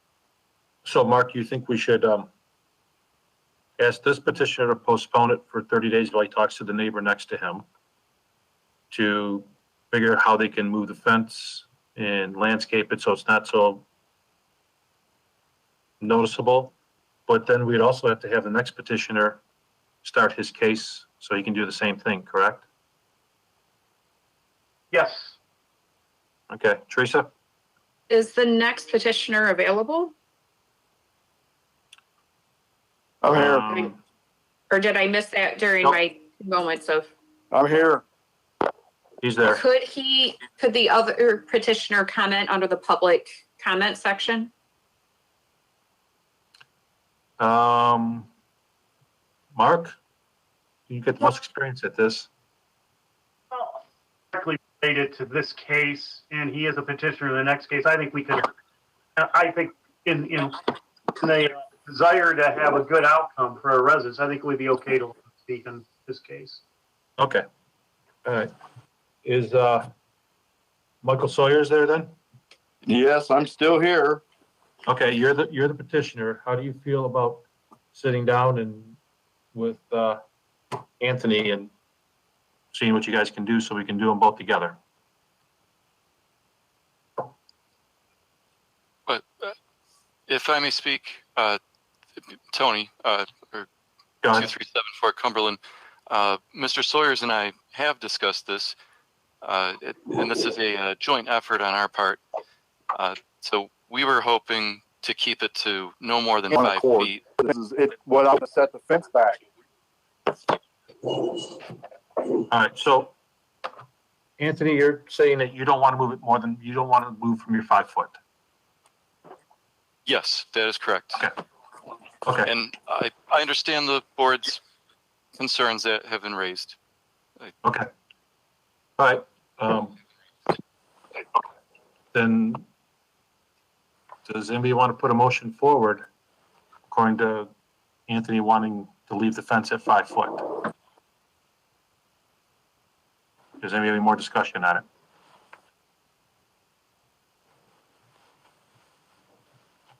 Mr. Chair, Yes.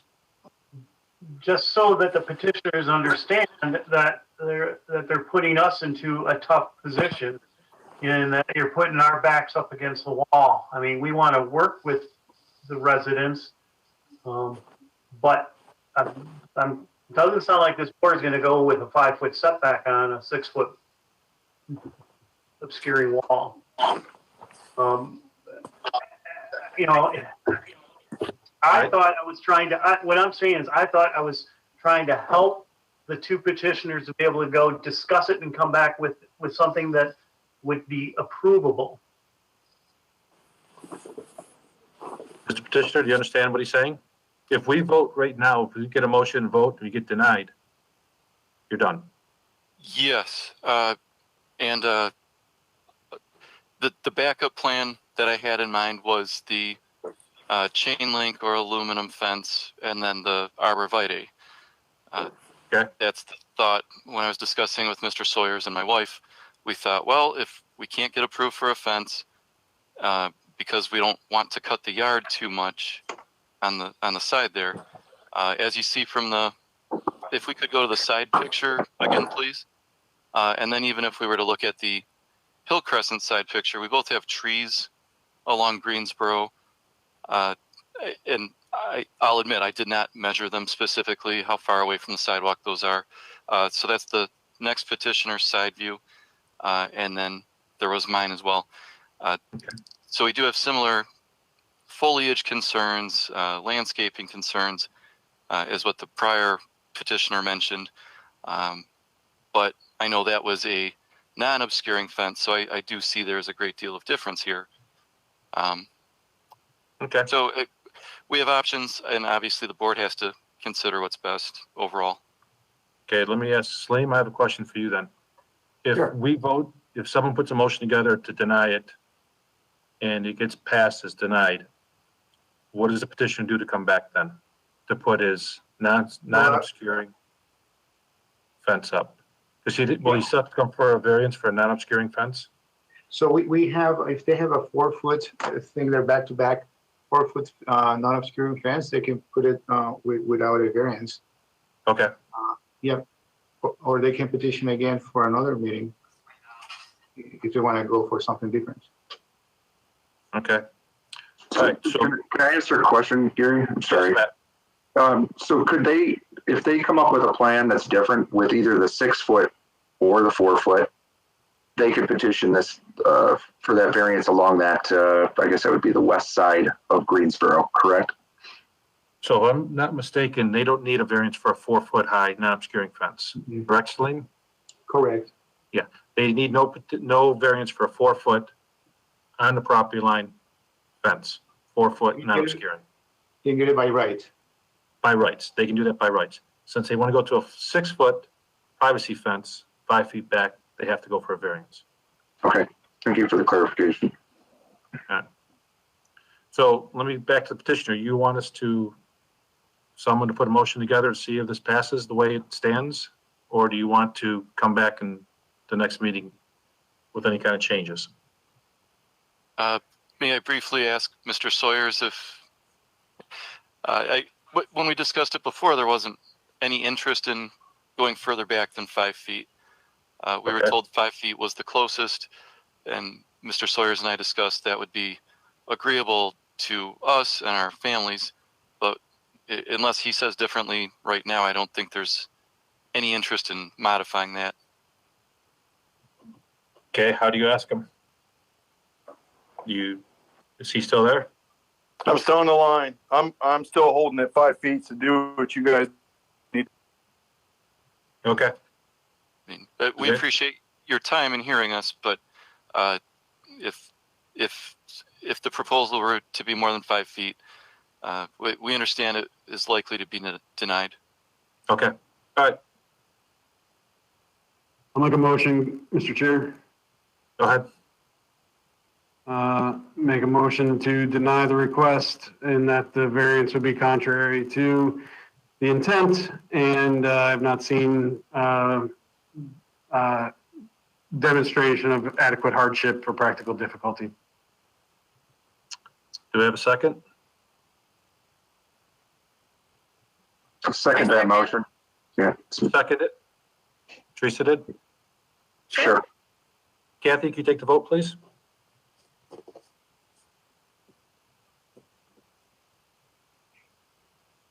Mr. Chair, I apologize. I had it seconded by Mr. Deserman. Am I incorrect? Is it? They both did at the same time. Zimmerman is fine. Okay, thank you. Okay, Mr. Friesen, Yes. Mr. Miller, Yes. Mr. Abathera, Yes. Ms. Brooks, Yes. Mr. Deserman. Yes. Motion carries. Sorry, sir, your variance denied. All right. Well, thank you for hearing me. Thank you. Have a good evening. You too. We will go to our last one, the variance request by Michael Sawyers at 2385 Hillcrest Drive. Salim, you want to tell us about it? Well, that's the one that we're working together. We're done. Yeah, but he still has to, we still have to. Okay, I can read it, sure. So, I mean, Mark, do we still have to do it, correct? Yeah, we have an obligation to do whatever we're going to do with this case. Okay. We basically don't need to go through so many questions. Yes. Okay, good. All right, so I'll go ahead and read it. Yes. There's one minor error on the narrative, and I will just correct it as I go, okay? Instead of 1 foot, it's 5 feet. The information got changed through the process. That's why the error is there. This property is a double front corner lot. Since it is in the R1C use district as such, it has a 30 feet required front setback along both Hillcrest Drive and Greensboro Drive. The petitioner is requesting a variance to install a 6 feet high, 120 feet long vinyl privacy fence section that requires a variance. It will be set back 5 feet from the property line along the Greensboro Drive side where the city code limits fences to a non-obscuring 48 inches high due to the back-to-back relationship to the neighboring rear lot. The total length of the fence requested by the petitioner to be permitted by the building department is 200 feet, which 80 feet of the fence do not require a variance. Okay. Is the petitioner still present? I think the petitioner left. Yeah, Gary, it looks like he left. So what do we do? We can deny it. We just deny it. We can vote on it, yeah. Do we have to Did put a have motion? public comment for record. Okay. Jackie, do we have any public comment? Yes, I'll read it. Or Okay. actually, I'm going to play, I'll play it. It's a voicemail. Okay. I am calling in regards to the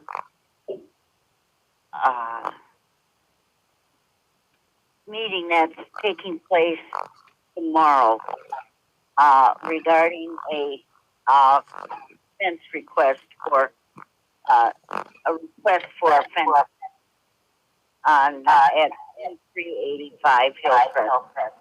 I live at 2029 Hillcrest.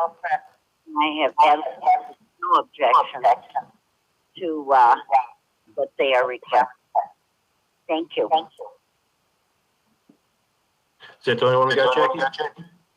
That's all we have. Okay. Do we have to put a motion together? Yeah. I'll make a motion.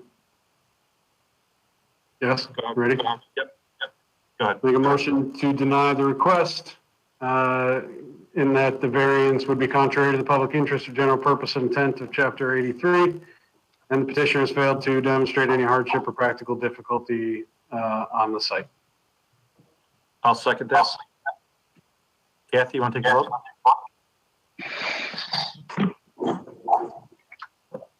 Mr. Chair, I apologize again. Who supported the motion?